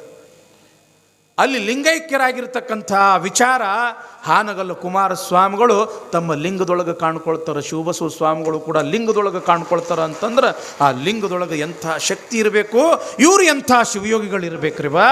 ಅದಕ್ಕೆ ತಂಗಿ ಪೌಡ್ರ್ ಹಚ್ಕೋತೀರಿ, ಸ್ನೋ ಹಚ್ಕೊಳ್ತೀರಿ, ಲಿಪ್ಟಿಕ್ ಹಚ್ಕೊಳ್ತೀರಿ, ಏನೆಲ್ಲ ಅಲಂಕಾರ ಮಾಡ್ಕೊಳ್ತೀರಿ, ಕೊಳ್ಳಾಗ ಒಂದು ಲಿಂಗ ವಜ್ಜೆ ಆಗ್ತದ ಯವ ನಿಮ್ಗೆ. ಹಣಿ ಮೇಲೆ ವಿಭೂತಿ ಹಚ್ಕೊಳ್ಳೋದ್ರಿಂದ ನಿಮ್ಗೆ ಏನಾದರೂ ಕೂಡ ನಿಮ್ಮ ಸೌಂದರ್ಯ ಕೆಡ್ತೈತೇನ್ರಿವಾ? ಬಿಡಬಾರ್ದ್ರಿವಾ, ಲಿಂಗ ಬಿಡಬಾರ್ದ್ರಿವಾ. ಲಿಂಗ ಅನ್ನೋದು ಬಹಳ ದೊಡ್ಡದ್ರಿವಾ. ಗಂಡನ ಮೇಲೆ ಸ್ನೇಹವಿಲ್ಲದ ಹೆಂಡತಿ, ಲಿಂಗದ ಮೇಲೆ ನಿಷ್ಠೆ ಇಲ್ಲದ ಭಕ್ತ, ಇದ್ದರೇನೋ ಶಿವಶಿವ, ಹೋದರೇನೋ ಶಿವಶಿವ, ಉಡದ ಆವಿಂಗೆ ಉಣ್ಣದ ಕರು ಬಿಟ್ಟಂತೆ ಅಂತಾರ ಬಸವಣ್ಣವರು. ಗಂಡನ ಮೇಲೆ ಪ್ರೇಮ ಇದ್ದಿದ್ದಿಲ್ಲ ಅಂತಂದ್ರೆ ಹೆಂಡತಿನ ತಗೊಂಡು ಏನು ಮಾಡಬೇಕು? ಲಿಂಗದ ಮೇಲೆ ನಿಷ್ಠಾನ ಇಲ್ಲ ಅಂತಂದ್ರೆ ಆ ಭಕ್ತನ ತಗೊಂಡು ಏನು ಮಾಡಬೇಕು ಅಂತಾರ ಬಸವಣ್ಣವರು. ಅದಕ್ಕೆ ಲಿಂಗ ಅನ್ನೋದು ದೊಡ್ಡದು ತಂಗಿ. ಬಸವ ಪುರಾಣ ಹಚ್ಚಿದ್ರ ಲಾಭ ಏನು ಅಂತಂದ್ರೆ ಎಲ್ಲರ ಕೊಳ್ಳಾಗ ಲಿಂಗ. ಬಸವಣ್ಣ ಪುರಾಣ ಹಚ್ಚಿದ ಪ್ರಯೋಜನ ಏನು ಅಂತಂದ್ರೆ ಎಲ್ಲರ ಹಣಿ ಮೇಲೆ ವಿಭೂತಿ. ಬಸವಣ್ಣ ಪುರಾಣ ಹಚ್ಚಿದ ಪ್ರಯೋಜನ ಏನು ಕ್ಯಾಡ್ಗಿಯೊಳಗೆ ಅಂತಂದ್ರೆ, ಮಠಕ್ಕೆ ಯಾರೇ ಬರಲಿ, ಊರಿಗೆ ಯಾರೇ ಬರಲಿ, ಶರಣಾರ್ಥಿರಪ್ಪ ಬರ್ರಿ ಅಂತಂದ್ರೆ ಬಸವ ಪುರಾಣ ಹಚ್ಚಿದ್ದು ಸಾರ್ಥಕ ಆತು ಯವ್ವ. ಬಸವ ಪುರಾಣ ಯಾಕೆ ಹಚ್ತಾರ ಅಂತಂದ್ರೆ ಸಂಸ್ಕಾರ ಕಲಿಸೋದ್ರ ಸಲುವಾಗಿ ಬಸವ ಪುರಾಣ ಹಚ್ತಾರ. ದುಡಿಯೋದು ಹೆಂಗ ಅಂತ ಕಲಿಸೋದ್ರ ಸಲುವಾಗಿ ಬಸವ ಪುರಾಣ ಹಚ್ತಾರ. ಗಳಿಸಿದ್ದನ್ನು ಯಾವ ರೀತಿಯಾಗಿ ಸಮಾಜ ರೂಪಿ ಜಂಗಮಕ್ಕೆ ದಾಸೋಹ ಮಾಡಬೇಕು ಅನ್ನೋದನ್ನು ಕಲ್ಕೋಬೇಕು ಅಂತ ಬಸವ ಪುರಾಣ ಹಚ್ತಾರ. ನಾವೆಲ್ಲರೂ ಕೂಡ ಎಲ್ಲ ರೀತಿಯ ಭೇದ ಭಾವ ಮರೆತು ನಾವೆಲ್ಲರೂ ಕೂಡ ಪರಮಾತ್ಮನ ಮಕ್ಕಳು ಒಂದಾಗಿ ಚೆಂದಾಗಿ ಇರಬೇಕು ಅಂತ ಸಾಮರಸ್ಯ ಕಲಿಸೋದ್ರ ಸಲುವಾಗಿ ತಂಗಿ ಬಸವ ಪುರಾಣ ಹಚ್ತಾರ್ರಿ ಬಾ. ಯಾವಾಗ ಮಹಾದೇವ ಭೂಪಾಲ ಮಹಾದೇವಿ ತಾಯಿಯವರು ಕಲ್ಯಾಣಕ್ಕೆ ಬಂದರೋ ಬಸವಣ್ಣನವ್ರಿಗೆ ಎಷ್ಟು ಆನಂದ ಆಗಿತ್ತು ಅಂತಂದ್ರೆ ಇಲ್ಲಿ ಬರೀತಾರ ತಂಗಿ, ಸಾಸಿವೆಯ ಮೇಲೆ ಸಾಗರವನ್ನಿಟ್ಟರೆ ಎಷ್ಟು ಸಂತೋಷ ಆಗಬೇಕೋ ಅಷ್ಟು ಸಂತೋಷ ಆಗಿತ್ತು ಬಸವಣ್ಣಂಗೆ ಅಂತ. ಸಾಸಿವೆ ಎಟ್ಟೈತಿ ಇಟ್ಟ ಅದ, ಸಾಗರ ಎಟ್ಟೈತಿ ಇಷ್ಟು ದೊಡ್ಡದದ. ಆ ಸಾಸಿವೆ ಮ್ಯಾಲ ಸಾಗರ ಇಟ್ಟರೆ ಎಷ್ಟು ಆನಂದ ಆಗ್ಲಿಕ್ಕಿಲ್ಲ, ಅಷ್ಟು ಆನಂದ ಆಗಿತ್ತಂತ ಬಸವಣ್ಣಗ. ಯಾಕೆ? ಕಾಯಕ, ದಾಸೋಹ, ಸಮಾನತೆ, ಶಿವಾನುಭವ, ಶಿವಯೋಗವನ್ನು ತಿಳ್ಕೊಳ್ಳಾಕ ಕಾಶ್ಮೀರದ ಒಬ್ಬ ರಾಜ ಅಲ್ಲಿಂದ ಇಲ್ಲಿ ತನಕ ಎಲ್ಲವನ್ನ ತ್ಯಾಗ ಮಾಡಿ ಬರ್ತಾನ ಅಂತಂದ್ರೆ ಹೆಂಗಿರ್ಬೇಕು ಬಸವಣ್ಣ, ಹೆಂಗಿರಬೇಕು ಬಸವಣ್ಣನ ವಿಚಾರಗಳು, ಬಸವಣ್ಣನ ತತ್ವಗಳು. ಬರ್ತಾರ, ಅಪೂರ್ವವಾಗಿರ್ತಕ್ಕಂಥ ಸ್ವಾಗತ ಸಿಗ್ತದ. ಅಲ್ಲಿ ಬಸವಣ್ಣನ ಜೊತೆಗೆ ಕಾಲವನ್ನು ಕಳೀತಾರ ಮಹಾದೇವ ಭೂಪಾಲ ಮಹಾದೇವಿ ತಾಯಿಯವರು. ನಾವು ಕೂಡ ವಾಪಸ್ಸಿನ ಕಾಶ್ಮೀರಕ್ಕೆ ಹೋಗಬಾರ್ದು, ಕಲ್ಯಾಣದೊಳಗೆ ಇರಬೇಕು. ಯಾಕೆ? ಇದು ಭುವನ ಕಲ್ಯಾಣ, ಇದು ಸ್ವರ್ಗ, ಇದು ಸ್ವರ್ಗ, ಇದು ಕಾಶ್ಮೀರಕ್ಕಿಂತಲೂ ಪವಿತ್ರ. ಇಲ್ಲೇ ಇರಬೇಕು. ನಾವು ಎಲ್ಲರ ಹಾಗೆ ಕಾಯಕವನ್ನು ಮಾಡಿ ಇರಬೇಕು ಅಂತ ತಿಳ್ಕೊಂಡು ಕಟ್ಟಿಗೆಯನ್ನು ಮಾರ್ತಕ್ಕಂಥ ಕಾಯಕ ಆಯ್ಕೊಂಡ್ರು ನೋಡ್ರಿ. ದೊಡ್ಡ ರಾಜ ಎಂಥ ಉದ್ಯೋಗ ಆಯ್ಕೊಂಡ್ರು, ಅಡವಿಗೆ ಹೋಗಬೇಕು, ಕಟ್ಟಿಗೆ ಕಡಿಬೇಕು, ಹೊರಿ ಕಟ್ಟಬೇಕು, ತಲೆ ಮೇಲೆ ಇಟ್ಕೋಬೇಕು. ಕಟ್ಟಿಗೆ ಬೇಕೇನ್ರಿ ಕಟ್ಟಿಗೆ ಅಂತ ತಿಳ್ಕೊಂಡು ಕಲ್ಯಾಣ ತುಂಬ ಎಲ್ಲ ಕೇಳಿ ಮಾರಿ ಬಂದಿರತಕ್ಕಂಥ ಹಣದೊಳಗೆ ಮೊದಲು ದಾಸೋಹ ಆಗಬೇಕು, ಆ ನಂತರ ತಾವು ತೃಪ್ತಿ ಆಗಬೇಕು. ಇಂಥ ಸತ್ಯ ಶುದ್ಧ ಕಾಯಕ ಮತ್ತು ದಾಸೋಹವನ್ನು ಮಾಡಿ ಬದುಕಾಕತ್ರು ರಾಜಾರಾಣಿಯವರು. ಅದಕ್ಕೆ ಕಲ್ಯಾಣದೊಳಗೆ ಅವರಿಗೆ ಹೆಸರು ಏನು ಬಂತು ಅಂತಂದ್ರೆ ಮೂಳಿಗೆಯ ಮಾರಯ್ಯ ಮತ್ತು ಮಹಾದೇವಿ ತಾಯಿ. ಇದು ಕಲ್ಯಾಣ ರೀ ಬಾ. ಒಬ್ಬ ಕೊಲೆಗಡುಕ ಶರಣ ಆದ, ನಿನ್ನೆ ಒಬ್ಬ ಕಳ್ಳ ಶರಣ ಆದ, ಇವತ್ತು ಒಬ್ಬ ಮಹಾರಾಜ ಶರಣ ಆದ. ಈ ರೀತಿಯಾಗಿ ಕಲ್ಯಾಣ ಎಂಥೆಂಥವರನ್ನು ಕೂಡ ಪರಿವರ್ತನೆಯನ್ನು ಮಾಡಿ ಅವರ ಬದುಕನ್ನು ಬಂಗಾರಗೊಳಿಸ್ತು ಎಂಬತಕ್ಕಂಥದ್ದು ಇವತ್ತು ನಾವು ಬಸವ ಪುರಾಣದೊಳಗೆ ಕೇಳ್ತೀವಿ. ಇನ್ನು ಭಾಳ ದಿವಸ ಉಳಿಲಿಲ್ಲರಿ ಬಸವ ಪುರಾಣ. ಎಷ್ಟು ದಿವಸ ಉಳಿತು ಹೇಳ್ರಿ? 5 ದಿವಸ. ಅದಕ್ಕೆ ಇಲ್ಲಿ ಏನು ನಮ್ಮ ಖ್ಯಾಡ್ಗಿ ತಾಯಂದರು ಬಂದೀರಿ, ನಮ್ಮ ಖ್ಯಾಡ್ಗಿ ಎಲ್ಲ ಶರಣರು, ನನ್ನ ಅಣ್ಣ ತಮ್ಮಂದರು ಅಕ್ಕ ತಂಗಿಯರು ಬಂದೀರಿ. ಯಪ್ಪ, ಮೂಳಿಗೆಯ ಮಾರಯ್ಯ ಎಂಬತಕ್ಕಂಥ ಒಬ್ಬ ಮಹಾನ್ ಶರಣರು. ತಂಗಿ ಭಾಳ ಲಕ್ಷ್ಯ ಕೊಟ್ಟು ಕೇಳಬೇಕು. ಅಲ್ಲಿ ಬಾಗಲ್ದಾಗ ಅಲ್ಲಿ ಇಲ್ಲಿ ಯಾರೂ ನಿಂತು ಮಾತಾಡಬಾರ್ದು. ಸ್ವಲ್ಪ ಆದಷ್ಟು ಶಾಂತ ರೀತಿಯಿಂದ ಕೇಳಿದ್ರೆ ನಮಗೂ ಕೂಡ ಸಮಾಧಾನ ಆಗ್ತದೆ. ಕಲ್ಯಾಣದ ಶರಣರು ಈ ಲೋಕ ಕಲ್ಯಾಣಕ್ಕಾಗಿ ಭುವಿಯ ಮೇಲೆ ಅವತಾರವನ್ನು ಎತ್ತಿರತಕ್ಕಂಥವರು.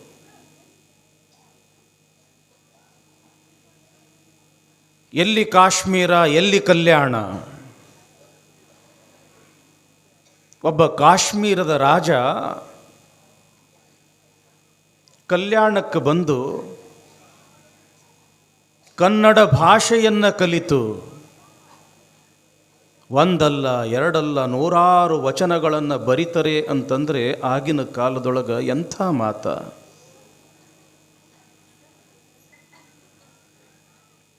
ಒಬ್ಬ ಮಹಾರಾಜ ಕಲ್ಯಾಣವನ್ನು ಕಂಡು ಬಸವಣ್ಣನ ದರ್ಶನವನ್ನು ಮಾಡಿ ಬಸವಣ್ಣನವರ ಆದರ್ಶಗಳಿಗೆ ಮಾರು ಹೋಗಿ ತಾನು ಒಬ್ಬ ಜನಸಾಮಾನ್ಯನಂತೆ ಕಲ್ಯಾಣದೊಳಗೆ ಇದ್ದುಕೊಂಡು ತಾನೊಬ್ಬ ಮಹಾರಾಜನಾಗಿದ್ದರೂ ಕೂಡ ಎಲ್ಲವನ್ನ ತ್ಯಾಗ ಮಾಡಿ ಅಡವಿಗೆ ಹೋಗಿ ಕಟ್ಟಿಗೆಗಳನ್ನು ಕಡಿದು ಹೊರೆಯನ್ನು ಮಾಡಿಕೊಂಡು ತಲೆ ಮೇಲೆ ಹೊತ್ತುಕೊಂಡು ಕಟ್ಟಿಗೆ ಬೇಕೇನ್ರಿ ಅಂತ ತಿಳ್ಕೊಂಡು ಕಲ್ಯಾಣದ ಬೀದಿಗಳಲ್ಲಿ ತಿರುಗಾಡಿರ್ತಕ್ಕಂಥ ಒಬ್ಬ ಮಹಾನ್ ಶರಣ ಮೂಳಿಗೆಯ ಮಾರಯ್ಯ. ಆತನ ವಚನಗಳು ಬಹಳ ಅದ್ಭುತ. ಒಬ್ಬ ಮಹಾರಾಜ ಅಂತಂದ್ರೆ ಸುಖದ ಸುಪ್ಪತ್ತಿಗೆಯಲ್ಲಿ ಇರ್ತಕ್ಕಂಥವನು. ಮೆತ್ತನ ಹಾಸಿಗೆಯ ಮೇಲೆ ಮಲಗಿ ಸುಂದರವಾಗಿರ್ತಕ್ಕಂಥ ಕನಸುಗಳನ್ನು ಕಾಣತಕ್ಕಂಥವನು. ಮೈ ತುಂಬ ರೇಷ್ಮೆಯ ವಸ್ತ್ರಗಳನ್ನು ಧರಿಸಿ, ಕೊರಳಲ್ಲಿ ಅನೇಕ ರತ್ನ ಖಚಿತವಾಗಿರ್ತಕ್ಕಂಥ ಆಭರಣಗಳನ್ನು ಧರಿಸಿ, ಅಮೂಲ್ಯವಾಗಿರ್ತಕ್ಕಂಥ ರತ್ನ ಖಚಿತವಾಗಿರ್ತಕ್ಕಂಥ ಕಿರೀಟವನ್ನು ತಲೆಯ ಮೇಲೆ ಧರಿಸಿ, ಅನೇಕ ಸಾಮಂತ ರಾಜರನ್ನು ಹೊಂದಿ ಆಡಳಿತ ಮಾಡತಕ್ಕಂಥ ಒಬ್ಬ ಶ್ರೇಷ್ಠ ರಾಜ ಜನಸಾಮಾನ್ಯರಂತೆ ದುಡಿದು ಬದುಕ್ತಾನಲ್ಲ, ಎಂಥ ವ್ಯಕ್ತಿತ್ವ ಇರಬೇಕು ಮೂಳಿಗೆಯ ಮಾರಯ್ಯನವರು. ಇದಕ್ಕೆ ಮೂಲ ಕಾರಣ ಬಸವಣ್ಣ. ಸಂಕಲ್ಪ ಮಾಡಿದ್ರು ಬಸವಣ್ಣವರು, ಲೋಕ ಕಲ್ಯಾಣಕ್ಕಾಗಿ ನನ್ನ ಈ ಮಹಾಮನೆಯೊಳಗ ಒಬ್ಬರಲ್ಲ ಇಬ್ಬರಲ್ಲ 1,96,000 ಜಂಗಮರನ್ನು ನಿತ್ಯವೂ ಕೂಡ ನಾವು ದಾಸೋಹ ಮಾಡಿಸ್ಬೇಕು, ಪ್ರಸಾದ ಮಾಡಿಸ್ಬೇಕು. ಇಂದಿಗೂ ಕೂಡ ನಮ್ಮ ನಾಡಿನಲ್ಲಿ, ವಿಶೇಷವಾಗಿ ನಮ್ಮ ವೀರಶೈವ ಲಿಂಗಾಯತರಲ್ಲಿ ಹಬ್ಬ ಬರಲಿ, ಹುಣ್ಣಿಮೆ ಬರಲಿ, ಅಮಾವಾಸ್ಯೆ ಬರಲಿ, ಮೊದಲು ಆ ಜಂಗಮರನ್ನು ಮನೆಗೆ ಕರ್ಕೊಂಡು ಬರಬೇಕು. ಅವರ ಪಾದೋದಕವನ್ನು ಸ್ವೀಕಾರ ಮಾಡಿ ಅವರಿಗೆ ಹೊಟ್ಟೆ ತುಂಬ ಪ್ರಸಾದ ಮಾಡಿಸಿದ ನಂತರವೇ ತಾವೆಲ್ಲರೂ ಕೂಡ ಪ್ರಸಾದ ಮಾಡ್ತಕ್ಕಂಥ ರೂಢಿ ಇದು ಬಂದದ್ದು 12ನೇ ಶತಮಾನದಿಂದ. ಯಾಕ? ಇದು ದಾಸೋಹದ ಪದ್ಧತಿ. ಜಂಗಮ ತೃಪ್ತಿ ಆದರೆ ಜಗತ್ತು ತೃಪ್ತಿ ಆಗ್ತದೆ ಅನ್ನೋ ಒಂದು ಭಾವ.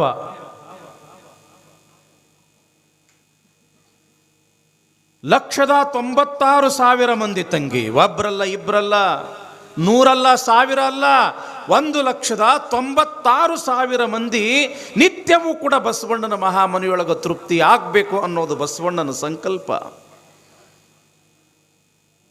ಕನ್ನಡ ನಾಡೆಲ್ಲ ತಿರುಗದ ಜಂಗಮರನ್ನ ಕರ್ಕೊಂಡು ಬಂದ. ಮಹಾರಾಷ್ಟ್ರ, ಆಂಧ್ರ, ತಮಿಳುನಾಡು, ಕೇರಳ ಎಲ್ಲ ಕಡೆಗೆ ಸಂಚಾರ ಮಾಡಿ ಮಾಡಿ ಮಾಡಿ ಅಲ್ಲಿರ್ತಕ್ಕಂಥ ಎಲ್ಲ ಜಂಗಮರನ್ನ ಕಲ್ಯಾಣಕ್ಕೆ ಕರ್ಕೊಂಡು ಬಂದ ಬಸವಣ್ಣ.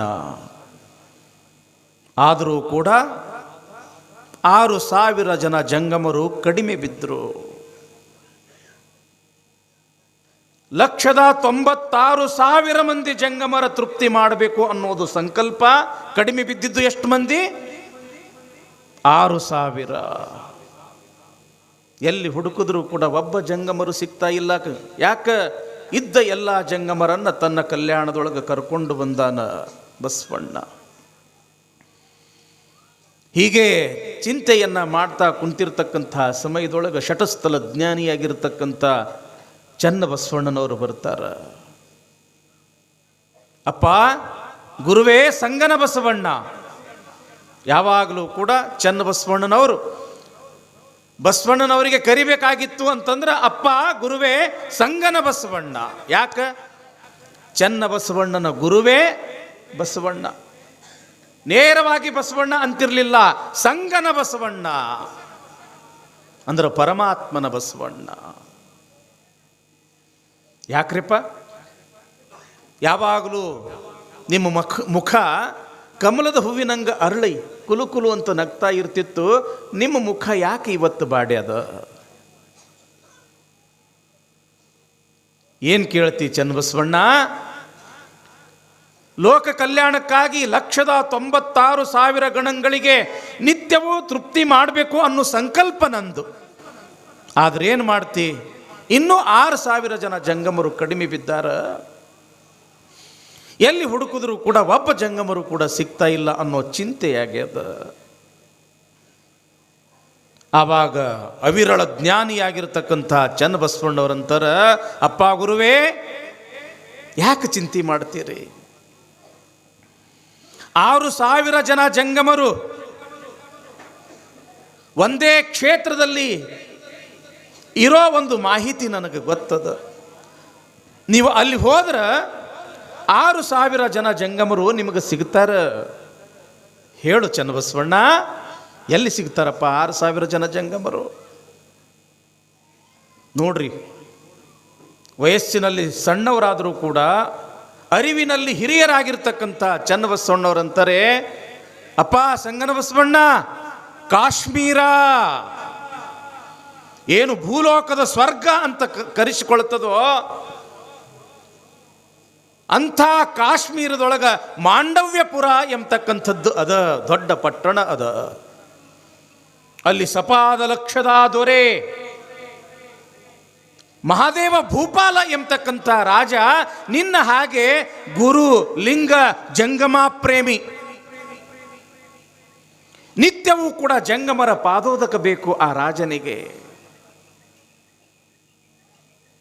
ನಿತ್ಯವೂ ಕೂಡ ಆ ಜಂಗಮರಿಗೆ ದಾಸೋಹ ಮಾಡತಕ್ಕಂಥ ಒಂದು ದೊಡ್ಡ ಸದ್ಭಾವನೆ ಆ ಮಹಾದೇವ ಭೂಪಾಲನಿಗೆ. ತನ್ನ ಅರಮನೆಯೊಳಗ ಒಬ್ಬರಲ್ಲ ಇಬ್ಬರಲ್ಲ 6,000 ಜನ ಜಂಗಮರನ್ನ ಇಟ್ಟುಕೊಂಡು ಅವರಿಗೆ ನಿತ್ಯವೂ ಕೂಡ ದಾಸೋಹ ಮಾಡ್ತಾನೆ ಕಾಶ್ಮೀರದ ರಾಜನಾಗಿರ್ತಕ್ಕಂಥ ಮಹಾದೇವ ಭೂಪಾಲ. ನೀವು ಅಲ್ಲಿ ಹೋದ್ರಿ ಅಂತಂದ್ರೆ 6,000 ಜನ ಜಂಗಮರು ಸಿಗ್ತಾರ. ಆದ್ರೆ ಆ ಜಂಗಮರನ್ನು ಹೆಂಗೆ ಕರ್ಕೊಂಡು ಬರಬೇಕು ಅನ್ನೋದು ಅದು ನಿಮಗೆ ಬಿಟ್ಟ ವಿಚಾರ ಅಂತ ತಿಳ್ಕೊಂಡು ಯಾವಾಗ ಚನ್ನಬಸವಣ್ಣವ್ರು ಹೇಳಿದ್ರು ಬಹಳ ಖುಷಿಯಾತು. ಯಾರಿಗೆ? ಬಸವಣ್ಣವರಿಗೆ. ಯಾವಾಗಲೂ ಜಂಗಮರು ಅಂತಂದ್ರೆ ಸಾಕು ಬಸವಣ್ಣ ಹಿರಿ ಹಿಗ್ತಿದ್ದ. ಅಷ್ಟು ಜಂಗಮ ಪ್ರೇಮಿ ಬಸವಣ್ಣ, ಲಿಂಗದ ನೇಮಿ ಬಸವಣ್ಣ. ರಾತ್ರಿ ಇಡೀ ವಿಚಾರ ಮಾಡಿದ್ರು ಬಸವಣ್ಣವರು. ಮಹಾದೇವ ಭೂಪಾಲ ಗುರು ಲಿಂಗ ಜಂಗಮ ಪ್ರೇಮಿ ಅಂದ ಬಳಿಕ ಎಲ್ಲವನ್ನೂ ಬಿಡ್ತಾನ. ಆ ಜಂಗಮರನ್ನ ಆತ ನಮಗೆ ಬಿಡುವುದಿಲ್ಲ, ಕೊಡುವುದಿಲ್ಲ. ಆ ಜಂಗಮರನ್ನ ನಾನು ಕಲ್ಯಾಣಕ್ಕೆ ಕರ್ಕೊಂಡು ಬರಬೇಕಾಗಿತ್ತು ಅಂತಂದ್ರೆ ಆ ಜಂಗಮರ ಮನವನ್ನ ಗೆದ್ದು ಕರ್ಕೊಂಡು ಬರಬೇಕು. ರಾತ್ರಿ ಎಲ್ಲ ವಿಚಾರ ಮಾಡಿ ಮಾಡಿ ಮಾಡಿ ಒಂದು ನಿರ್ಧಾರಕ್ಕೆ ಬಂದರು ಬಸವಣ್ಣವರು. ಮಾರುವೇಷ ಹಾಕ್ಕೊಂಡ್ರು. ಎಂಥ ಮಾರುವೇಷ? ಕೋರಿ ಶೆಟ್ಟಿ ಅಂದ್ರೆ ಮಸಾಲೆ ಪದಾರ್ಥ ಮಾಡ್ತಕ್ಕಂಥ ಒಬ್ಬ ವ್ಯಾಪಾರಿಯ ವೇಷವನ್ನ ಹಾಕಿಕೊಂಡು ಮಸಾಲೆ ವಸ್ತುಗಳು, ಈ ಹೆಗಲಿಗೆ ಒಂದು ದೊಡ್ಡ ಜೋಳಿಗೆ, ಈ ಹೆಗಲಿಗೆ ಒಂದು ದೊಡ್ಡ ಜೋಳಿಗೆ, ಒಂದು ದೊಡ್ಡ ಗಂಟ, ಆ ಗಂಟಿನೊಳಗ ಜೋಳಿಗೆಯೊಳಗ ನಾನಾ ರೀತಿಯ ಮಸಾಲೆ ಪದಾರ್ಥಗಳನ್ನು ಹಾಕಿಕೊಂಡು ಎಲ್ಲಿಗೆ ಬರಕತ್ತಾರ? ಕಾಶ್ಮೀರಕ್ಕೆ ಬರ್ತಾ ಇದ್ದಾರೆ ವಿಶ್ವಗುರು ಬಸವಣ್ಣವರು. ದಯಮಾಡಿ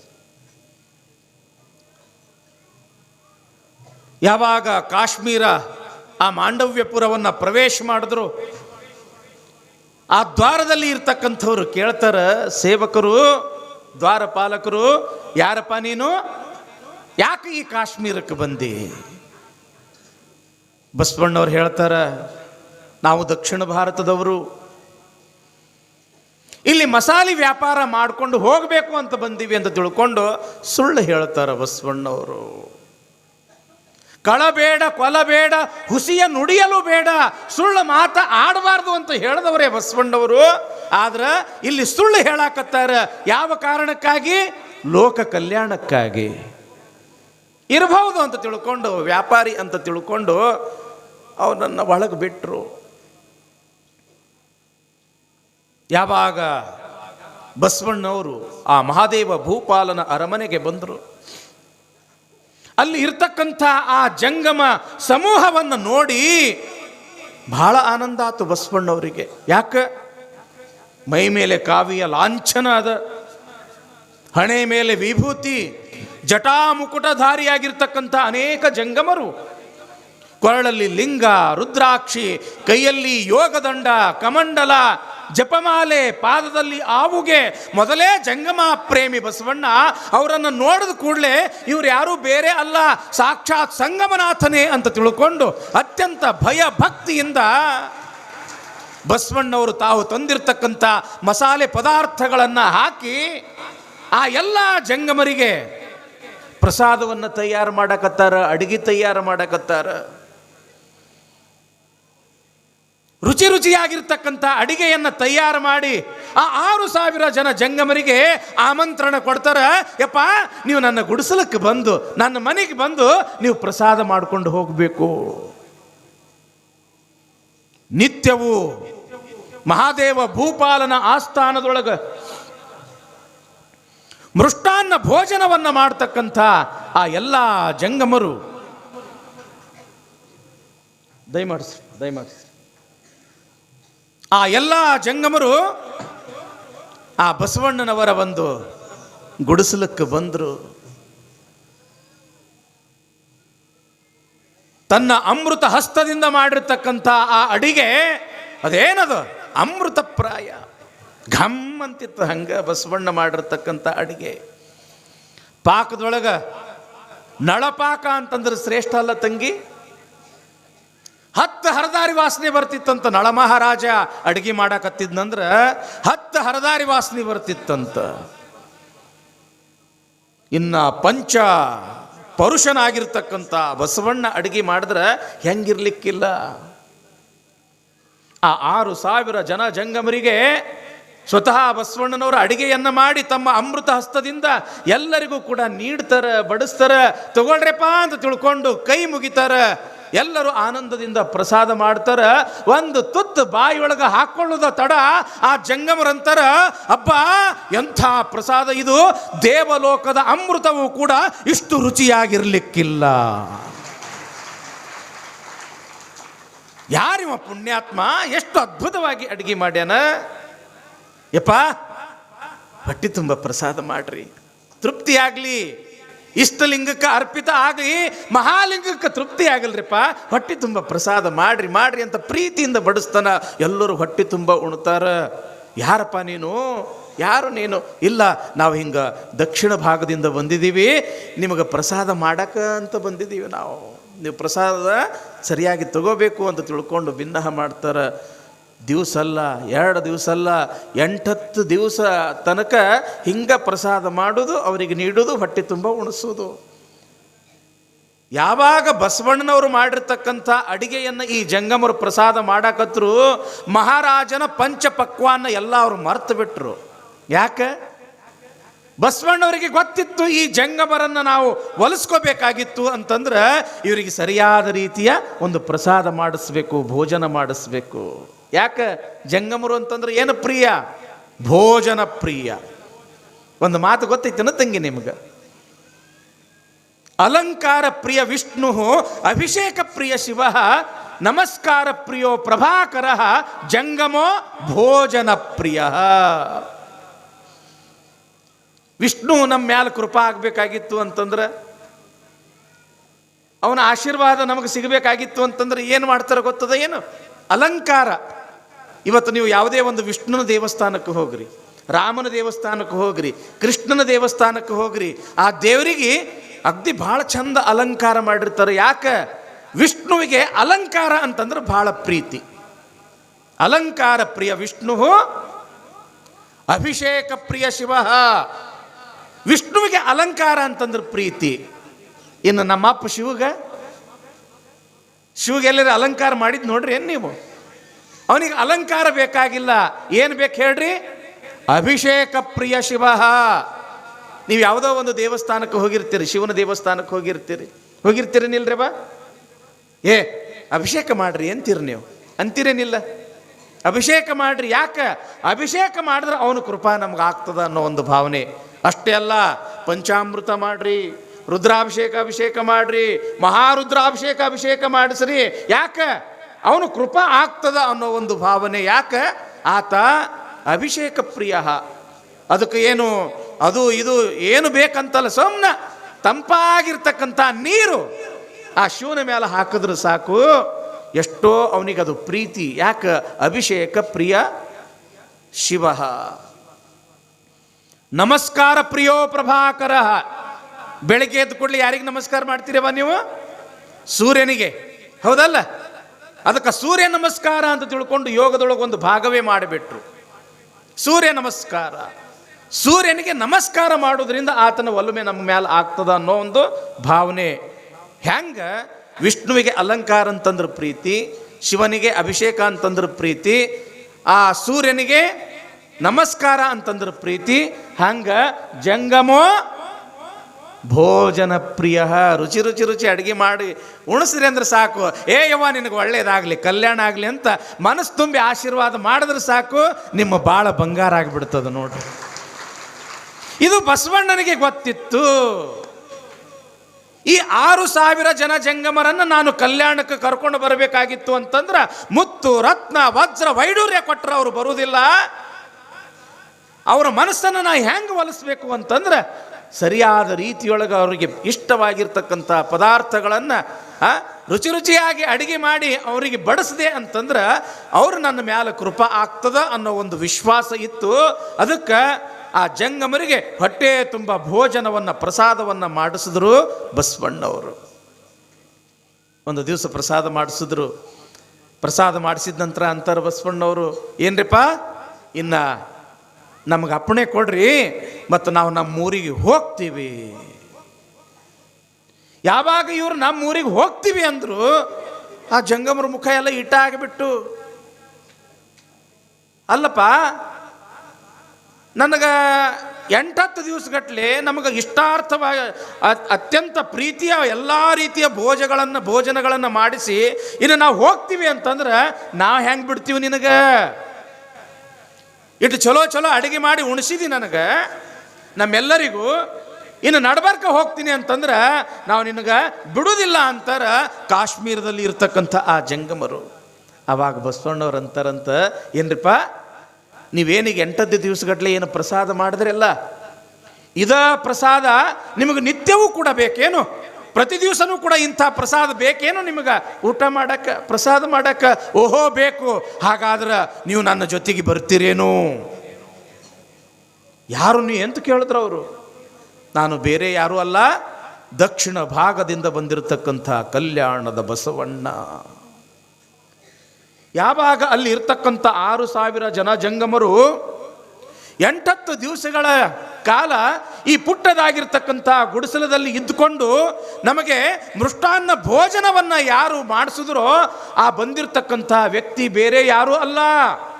ಇಲ್ಲಿವರೆಗೆ ನಾವು ಒಬ್ಬ ಭಕ್ತಿ ಭಾಂಡಾರಿ ಬಸವಣ್ಣ ಅಂಥೇಳಿ ಅದಾನ, ಬೇಡಿದವರಿಗೆ ಬೇಡಿದ್ದನ್ನು ಕೊಡ್ತಾನ, ಸಾಕ್ಷಾತ್ ಪರಮಾತ್ಮನ ಅತ್ಯಂತ ಪ್ರೀತಿಯ ಭಕ್ತ, ಅವನನ್ನು ನೋಡಿದ್ರೆ ಸಾಕು ನಮ್ಮ ಜನ್ಮ ಧನ್ಯ ಆಗ್ತದ ಅಂತ ಯಾರ ಕೀರ್ತಿಯನ್ನು ನಾವು ಕೇಳಿದ್ವಿಯೋ ಅದೇ ಬಸವಣ್ಣನೇ ಈತ.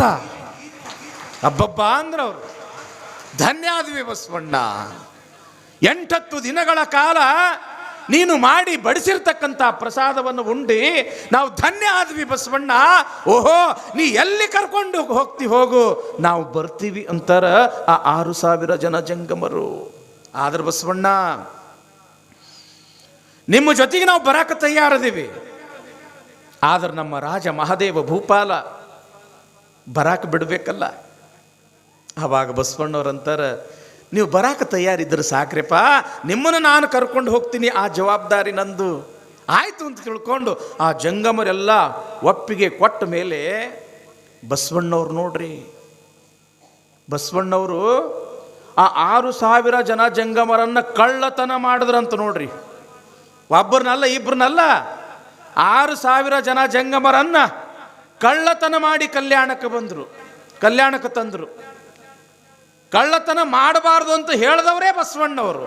ಕಳಬೇಡ, ಕೊಲಬೇಡ, ಹುಸಿಯ ನುಡಿಯಲು ಬೇಡ ಎಂಬತಕ್ಕಂಥ 7 ಸೂತ್ರಗಳನ್ನು ಈ ಪ್ರಪಂಚಕ್ಕೆ ಕೊಟ್ಟವರು ಬಸವಣ್ಣವರು. ಆದರೆ ಇಲ್ಲಿ ಒಬ್ಬರಲ್ಲ ಇಬ್ಬರಲ್ಲ 7,000 ಜನ ಜಂಗಮರನ್ನು ಕಿಡ್ನ್ಯಾಪ್ ಮಾಡಿ ಕಲ್ಯಾಣಕ್ಕೆ ತಂದ್ರಂತ ನೋಡ್ರಿ. ಕಿಡ್ನ್ಯಾಪ್ ಏನ್ರಿಪ್ಪ, ಇಲ್ಲಿ ನಮ್ಮ ಶರಣರಿಗೆ ಗೊತ್ತಿರ್ತದೆ. ಯಾವ್ದಾರ ಒಂದು ಸೊಸೈಟಿ ಇಲೆಕ್ಷನ್ ಏನಾದರೂ ಬಂತು ಅಂತಂದ್ರೆ ಒಂದು ಕ್ಯಾಂಡಿಡೇಟ್ನ ಕಿಡ್ನ್ಯಾಪ್ ಮಾಡೋದು ಎಷ್ಟು ವಜ್ಜೈತಿ ಏನ್ರಿಪ್ಪ. ಅವ್ರನ್ನ ಅಲ್ಲಿ ಕರ್ಕೊಂಡು ಹೋಗಿ ಇಲ್ಲಿ ಕರ್ಕೊಂಡು ಹೋಗಿ ಅವ್ರು ಏನಂತಾರೆ ಅದು ತಿನ್ನಿಸಿ, ಅವ್ರು ಎಲ್ಲಿ ಅಂತಾರೆ ಅಲ್ಲಿ ಇರಿಸಿ ಅಗ್ದಿ ಇಲೆಕ್ಷನ್ ಟೈಮ್ನಾಗ ತಂದು ಓಟ್ ಹಾಕಿಸ್ಬಿಡೋದು. ಎಷ್ಟು ಖರ್ಚ ಏನು ಎಂತು. ಆದರೆ 6,000 ಜನ ಜಂಗಮರನ್ನು ಬಸವಣ್ಣವರು ಹೆಂಗೆ ತಂದರು ಅನ್ನೋದು ಎಷ್ಟು ವಿಶೇಷ ಅಂತ ಹೇಳ್ತೀನಿ ಕೇಳ್ರಿ. ಕದ್ಕೊಂಡು ಬಂದರು ಹೆಂಗೆ, ಒಬ್ಬರನ್ನ ಕದಿಯೋದೇ ಭಾಳ ವಜ್ಜಿ. 6,000 ಜನ ಜಂಗಮರನ್ನು ಹೆಂಗೆ ಕದ್ರು ಬಸವಣ್ಣವ್ರು ಅಂತಂದ್ರೆ, ಈ ಕಡೆ ಜೋಳಿಗೆ ಏನಿದ್ದು ಅಲ್ರಿ, ಈ ಕಡೆ ಒಂದು ಜೋಳಿಗೆ ಈ ಕಡೆ ಒಂದು ಜೋಳಿಗೆ, ತಲೆ ಮೇಲೆ ಒಂದು ಗಂಟಿತ್ತಲ್ಲ, 2,000 ಜನ ಜಂಗಮರನ್ನು ಈ ಜೋಳಿಗ್ಯಾಗ ತುಂಬಿದ್ರಂತ. 2,000 ಜನ ಜಂಗಮರನ್ನು ಈ ಜೋಳಿಗ್ಯಾಗ ತಲೆ ಮೇಲೆ ಏನು ಗಂಟಿತ್ತಲ್ಲ, ಆ ಗಂಟಿನೊಳಗೆ 2,000 ಜನ ಜಂಗಮರನ್ನ ಮಾಯಾವೇಷದಿಂದ ತುಂಬಿಕೊಂಡು ಕದ್ಕೊಂಡು ಕಾಶ್ಮೀರದಿಂದ ಕಲ್ಯಾಣಕ್ಕೆ ತಂದರು ವಿಶ್ವಗುರು ಬಸವಣ್ಣವರು. ಯಾವ ಕಾರಣಕ್ಕಾಗಿ? ಲೋಕ ಕಲ್ಯಾಣಕ್ಕಾಗಿ. ಜಂಗಮ ತೃಪ್ತಿ ಮಾಡಿದ್ರೆ ಜಗತ್ತು ಕಲ್ಯಾಣ ಆಗ್ತದ ಎಂಬತಕ್ಕಂಥ ಭಾವವನ್ನು ಬಿತ್ತಿದವರು ವಿಶ್ವಗುರು ಬಸವಣ್ಣನವರು ತಂಗಿ. ಅದಕ್ಕೆ ಜಂಗಮ ತೃಪ್ತಿಗಾಗಿ 6,000 ಜನ ಜಂಗಮರನ್ನು ಕದ್ದುಕೊಂಡು ಬಂದು 1,96,000 ಜಂಗಮರನ್ನ ನಿತ್ಯ ದಾಸೋಹ ಮಾಡ್ತಕ್ಕಂಥ ಒಂದು ಶ್ರೇಷ್ಠ ಕೆಲಸ ವಿಶ್ವಗುರು ಬಸವಣ್ಣನವರು ಕಲ್ಯಾಣದೊಳಗೆ ಮಾಡಕತ್ತಾರ. ಮಾರನೇ ದಿವಸ ಕಾಶ್ಮೀರದ ರಾಜನಾಗಿರ್ತಕ್ಕಂಥ ಮಹಾದೇವ ಭೂಪಾಲ ಜಂಗಮರನ್ನ ಪಾದಪೂಜೆಗೆ ಕರೀರಿ, ಅವರಿಗೆ ದಾಸೋಹಕ್ಕೆ ಕರೀರಿ ಅಂತ ತಿಳ್ಕೊಂಡು ಹೇಳಿ ಕಳಿಸಿದಾಗ ಒಬ್ಬ ಜಂಗಮರು ಕೂಡ ಸಿಗಲಿಲ್ಲ. ಅಲ್ಲಿ ಹುಡುಕ್ರಿ, ಇಲ್ಲಿ ಹುಡುಕ್ರಿ, ಎಲ್ಲ ಕಡೆಗೆ ಹುಡುಕಿಸಿದ್ರು, ಒಬ್ಬ ಜಂಗಮರು ಕೂಡ ಸಿಗಲಿಲ್ಲ. ಕಡೆಗೆ ವಿಚಾರ ಮಾಡ್ತಾನ ಕಾಶ್ಮೀರದ ರಾಜನಾಗಿರ್ತಕ್ಕಂಥ ಮಹಾದೇವ ಭೂಪಾಲ, ಈ ಭೂಮಿ ಮ್ಯಾಲ ಬಂಗಾರ ಕದೆಯವರದಾರ, ಭೂಮಿನೂ ಕೂಡ ಕದೆಯವರದಾರ, ಹೆಣ್ಣು ಹೊನ್ನು ಮಣ್ಣು ಕದೆಯವರದಾರ ಈ ಭೂಮಿ ಮ್ಯಾಲ. ಆದ್ರ ಗುರು ಲಿಂಗ ಜಂಗಮರನ್ನ ಕದಿತಕ್ಕಂಥ ವ್ಯಕ್ತಿ ಒಬ್ಬನೇ ಅದನ, ಅವ ಬೇರೆ ಯಾರು ಅಲ್ಲ, ಕಲ್ಯಾಣದ ಬಸವಣ್ಣ. ನನ್ನ ಆಸ್ಥಾನದಲ್ಲಿ ಇರ್ತಕ್ಕಂಥ 6,000 ಜನ ಜಂಗಮರನ್ನ ಬಸವಣ್ಣ ಕದ್ಕೊಂಡು ಒಯ್ದಾನ ಅಂದ ಬಳಕ ಬಿಡಬಾರದು ಬಸವಣ್ಣನನ್ನ. ನಾನು ಮಾಡ್ತಕ್ಕಂಥ ಗುರು ಲಿಂಗ ಜಂಗಮ ವ್ರತಕ್ಕೆ ಈತ ಭಂಗ ತಂದಾನಂದ ಬಡವಾಕ ಇವನನ್ನ ಬಿಡಬಾರ್ದು ಅಂತ ತಿಳ್ಕೊಂಡು ಆಗಿನ ಕಾಲದೊಳಗ ಒಬ್ಬ ಮಹಾನ್ ಕ್ರೂರಿ, ಕೇಳಿರೇನಿಲ್ರಿಪ್ಪ, ವೀರಪ್ಪನ್ ಅಂತ ತಿಳ್ಕೊಂಡ ಇದ್ದ. ಕೇಳಿರೇನ ಹೆಸರು? ದಂತಚೋರ ವೀರಪ್ಪನ್, ನರಹಂತಕ ವೀರಪ್ಪನ್, ಹಿಂಗ ಅನೇಕ ಪೊಲೀಸರನ್ನ ಕೊಂದಿರ್ತಕ್ಕಂಥವರು. ಏನು ನರಹಂತಕ. ಆಗಿನ ಕಾಲದೊಳಗೂ ವೀರಪ್ಪನ ಇದ್ದಂಗೆ ಒಬ್ಬ ದೊಡ್ಡ ಕೊಲೆಗಡುಕ ಇದ್ದ. ಆತನ ಹೆಸರು ಚೂರಿ ಚಿಕ್ಕಣ್ಣ. ಲಕ್ಷ ಕೊಟ್ಟು ಕೇಳಕತ್ತೀರಿ ತಂಗಿ? ಕೈಯಾಗ ಯಾವಾಗಲೂ ಚೂರಿ ಇರುದ. ದೊಡ್ಡ ದರೋಡೆಕೋರ, ದೊಡ್ಡ ಕೊಲೆಗಾರ ಚೂರಿ ಚಿಕ್ಕಣ್ಣ. ಮಹಾದೇವ ಭೂಪಾಲ ಆ ಚೂರಿ ಚಿಕ್ಕಣ್ಣನನ್ನು ಕರೆಸದ. ಅಪ್ಪಣೆ ಮಹಾಪ್ರಭು ಅಂದ, ಏನೂ ಇಲ್ಲ ಚಿಕ್ಕಣ್ಣ, ನಾ ಹೇಳಿದ ಕೆಲಸ ನೀ ಮಾಡ್ದಿ ಅಂತಂದ್ರೆ ನೀ ಎಷ್ಟು ಸಂಪತ್ತು ಕೇಳು, ಅಷ್ಟು ಸಂಪತ್ತು ಕೊಡ್ತೀನಿ. ನಾ ಹೇಳಿದ ಕೆಲಸ ಮಾಡಬೇಕು, ನನ್ನ ಪ್ರಾಣ ಒತ್ತಿ ಇಟ್ಟಾದರೂ ಕೂಡ ನಿಮ್ಮ ಕೆಲಸ ಮಾಡ್ತೀನಿ ಅಂತನ ಚೂರಿ ಚಿಕ್ಕಣ್ಣ. ಏನೂ ಇಲ್ಲ, ಯಾವ ಜಂಗಮರನ್ನ ನಾನು ಆರಾಧನೆಯನ್ನ ಮಾಡ್ತಿದ್ದೆ ಆ 6,000 ಜಂಗಮರನ್ನ ಕಲ್ಯಾಣದ ಬಸವಣ್ಣ ಕದ್ಕೊಂಡು ಹೋಗ್ಯಾನ. ನೀ ಅವನನ್ನು ಕೊಂದು ಬಂದು ನನಗೆ ಭೇಟಿಯಾಗಬೇಕು, ನೀ ಕೇಳದಷ್ಟು ಸಂಪತ್ತು ಕೊಡ್ತೇನೆ. ಯಾರು ಬೇಡ ಅಂತಾರೆ ಪ್ರಭುಗಳೇ ಅಂತ ತಿಳ್ಕೊಂಡು ಕೈಯಾಗ ಚೂರಿ ಹಿಡ್ಕೊಂಡವನ ಧಾಪುಗಾಲ ಹಾಕ್ತಾ ಹಾಕ್ತಾ ಕಲ್ಯಾಣದ ಕಡೆಗೆ ಹೊರಟೇ ಬಿಟ್ಟ ಚೂರಿ ಚಿಕ್ಕಣ್ಣ. ಇದನ್ನ ಯಾರು ಕೇಳಿಸಿಕೊಂಡ್ರು ಅಂತಂದ್ರೆ ಮಹಾದೇವ ಭೂಪಾಲನ ತಂಗಿಯಾಗಿರ್ತಕ್ಕಂಥ ಬೋಂತಾದೇವಿ. ಕೇಳ್ರಿ ಬಾ, ನೀವು ಹೆಣ್ಮಕ್ಕಳನ್ನೋರು ಸಾಮಾನ್ಯರಲ್ಲ. ಹೆಣ್ಣು ಮಕ್ಕಳಲ್ಲಿಯೂ ಕೂಡ ಎಂಥ ಶೌರ್ಯ, ಎಂಥ ಧೈರ್ಯ ಇರ್ತದ ಅನ್ನೋದಕ್ಕೆ ಕೇಳ್ರಿ ಹೆಂಗದ ಇದು ಬಸವಣ್ಣನ ಕಥೆ. ಬಸವಣ್ಣನನ್ನು ನೀನು ಕೊಂದು ಬಾ ಅಂತ ತಿಳ್ಕೊಂಡು ಯಾವಾಗ ತನ್ನ ಅಣ್ಣನಾಗಿರ್ತಕ್ಕಂಥ ಮಹಾದೇವ ಭೂಪಾಲ ಅಪ್ಪಣೆಯನ್ನು ಕೊಟ್ಟ, ಆಯಿತು ಅಂತ ತಿಳ್ಕೊಂಡು ಕೈಯೊಳಗೆ ಚೂರಿಯನ್ನು ಹಿಡ್ಕೊಂಡು ನಡೆದೇ ಬಿಟ್ಟ.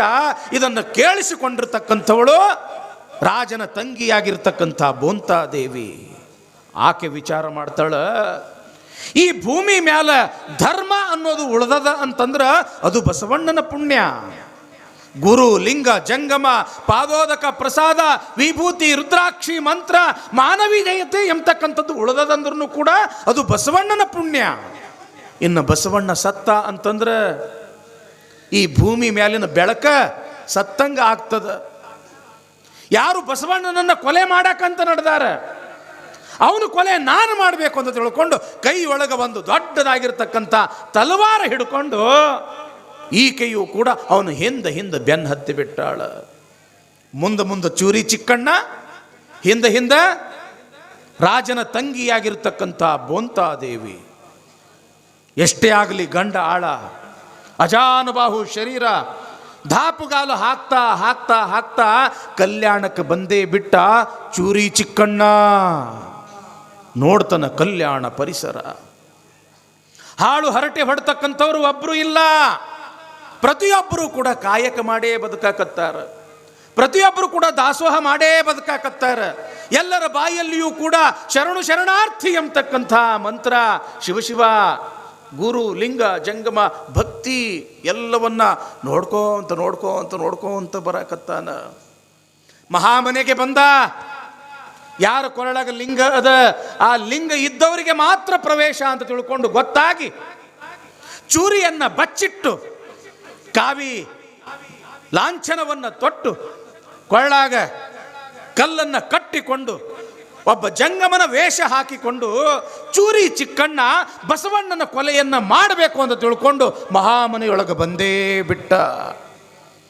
ಬಸವಣ್ಣನವರ ಹತ್ರ ಹೋಗೋದು ಅಷ್ಟು ಸುಲಭ ಅಲ್ಲ. ಯಾಕ?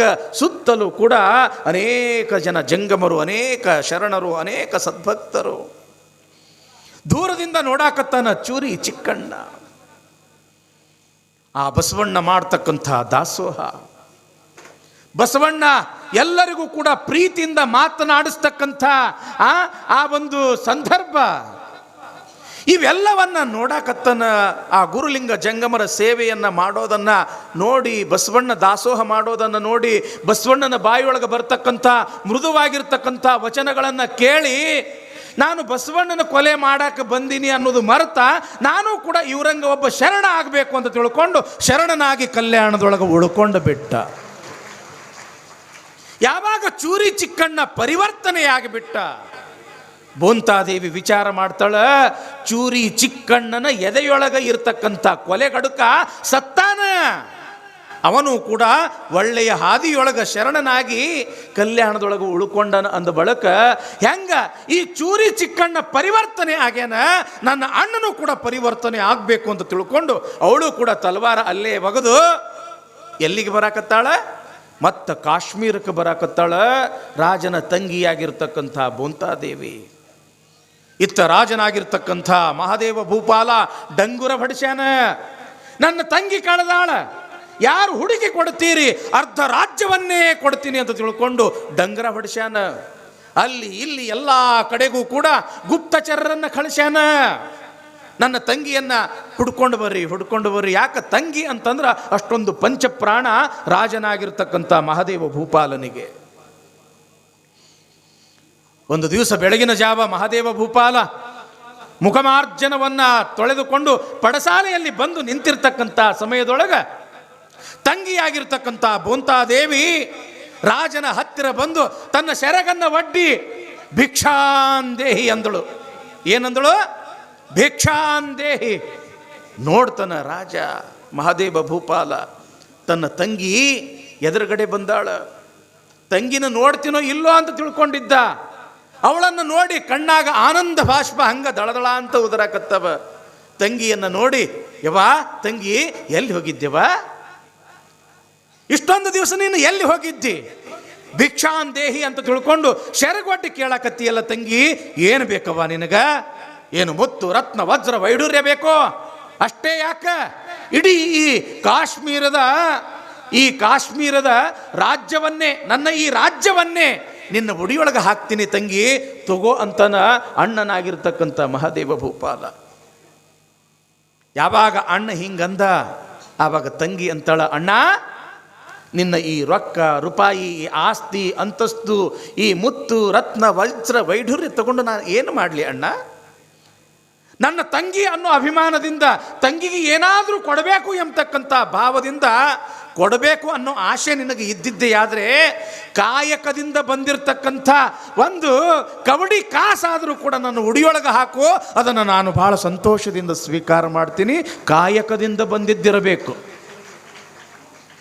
ಯಾವಾಗ ಕಾಯಕದಿಂದ ಬಂದಿದ್ದಿರಬೇಕು ಅಂತ ತಿಳ್ಕೊಂಡು ತಂಗಿ ಅಂದಳು, ಆವಾಗ ಮಹಾದೇವ ಭೂಪಾಲ ಅಂತನ, ತಂಗಿ ಕಾಯಕದಿಂದ ಬಂದಿದ್ದವ? ಏನವ ಕಾಯಕ ಅಂದ್ರೆ ಏನು ತಂಗಿ? ಕಾಯಕ ಅಂತಂದ್ರೆ ಏನು? ಇಷ್ಟು ಅನ್ನೋದೇ ತಡ. ನಡಿ ಅಣ್ಣ, ಬಸವಣ್ಣನ ಕಲ್ಯಾಣಕ್ಕೆ ನಡಿ. ನಿನಗ ಕಾಯಕ ಅಂದ್ರೂ ಗೊತ್ತಾಗ್ತದ, ದಾಸೋಹ ಏನಂದ್ರೂ ಕೂಡ ಗೊತ್ತಾಗ್ತದ ಅಂತ ತಿಳ್ಕೊಂಡು ಯಾವಾಗ ತಂಗಿ ಹಿಂಗ ಅಂದಳೋ ಆವಾಗ ಮಹಾದೇವ ಭೂಪಾಲ ವಿಚಾರ ಮಾಡ್ತಾನ, ಅಬ್ಬಾ ಕಾಯಕ ಅಂದ್ರೆ ಏನು? ದಾಸೋಹ ಅಂದ್ರೇನು ಇದನ್ನು ತಿಳ್ಕೋಬೇಕಾಗಿತ್ತು ಅಂತಂದ್ರೆ ಕಲ್ಯಾಣಕ್ಕೆ. ಯಾವ ಕಲ್ಯಾಣಕ್ಕೆ? ಬಸವಣ್ಣನ ಕಲ್ಯಾಣಕ್ಕೆ. ಅಂತರಂಗದೊಳಗ ಬಹಿರಂಗದೊಳಗ ಆ ಬಸವಣ್ಣನನ್ನು ಕೊಲೆ ಮಾಡಕ್ಕೆ ಕಳಿಸೀನಿ ಅನ್ನೋ ಭಾವ ಇದ್ರೂ ಕೂಡ ಅಂತರಂಗದೊಳಗ ಆ ಬಸವಣ್ಣ ಭಕ್ತಿ ಭಾಂಡಾರಿ, ಈ ಜಗತ್ತನ್ನು ಉದ್ಧಾರ ಮಾಡಕ್ಕೆ ಬಂದಿರತಕ್ಕಂಥ ಮಹಾನುಭಾವ ಎಂಬತಕ್ಕಂಥ ಒಂದು ಭಾವ ಆ ರಾಜನ ಒಳಗೆ ಇದ್ದೇ ಇತ್ತು. ತಂಗಿ, ಕಾಯಕ ಅಂತಂದ್ರೆ ಏನು ಅಂದ ಕೂಡ್ಲೇನೆ ಬಸವಣ್ಣನ ಕಲ್ಯಾಣಕ್ಕೆ ನಡಿ ಅಣ್ಣ, ನಿನಗೆ ಕಾಯಕ ಅಂದ್ರೆ ಏನನ್ನೋದು ಗೊತ್ತಾಗ್ತದ. ಕೇಳಿದೇನಿಲ್ರಿವ? ಏನದು? ಕಾಯಕವೇ ಕೈಲಾಸ. ಒಮ್ಮೆ ಜೋರಾಗಿ ಏನ್ರಿ ನೋಡೋಣ. ಶರಣರಪ್ಪ, ಕಾಯಕವೇ ಕೈಲಾಸ. ಅವ್ರಿಗೆ ಥಂಡಿ ಹತ್ತಿ ಬಿಟ್ಟೈತ್ರಿ, ಚಳಿ ಹತ್ತಿ ಬಿಟ್ಟೈತಿ. ದಯವೇ ಧರ್ಮದ ಮೂಲ. ಪ್ರಸಾದ ನಿಮ್ಮ ಸಲುವಾಗಿ ಹಾದಿ ನೋಡಕತ್ತೈತಿ. ಹೆಂಗಿರ್ಬೇಕ್ರಿವ? ಧರ್ಮದ ವಿಚಾರದೊಳಗೆ ಓಣ್ಯಾಗ ನಳಕ್ಕೆ ನೀರು ಬಂದು ಅಂತಂದ್ರೆ ಎಷ್ಟು ಜಗಳ ಆಡ್ತೀರಿ? ಏನದು ಧ್ವನಿ ಇಡೀ ಊರೆಲ್ಲ ಕೇಳ್ತದ. ಧರ್ಮದ ವಿಚಾರ ಬಂದ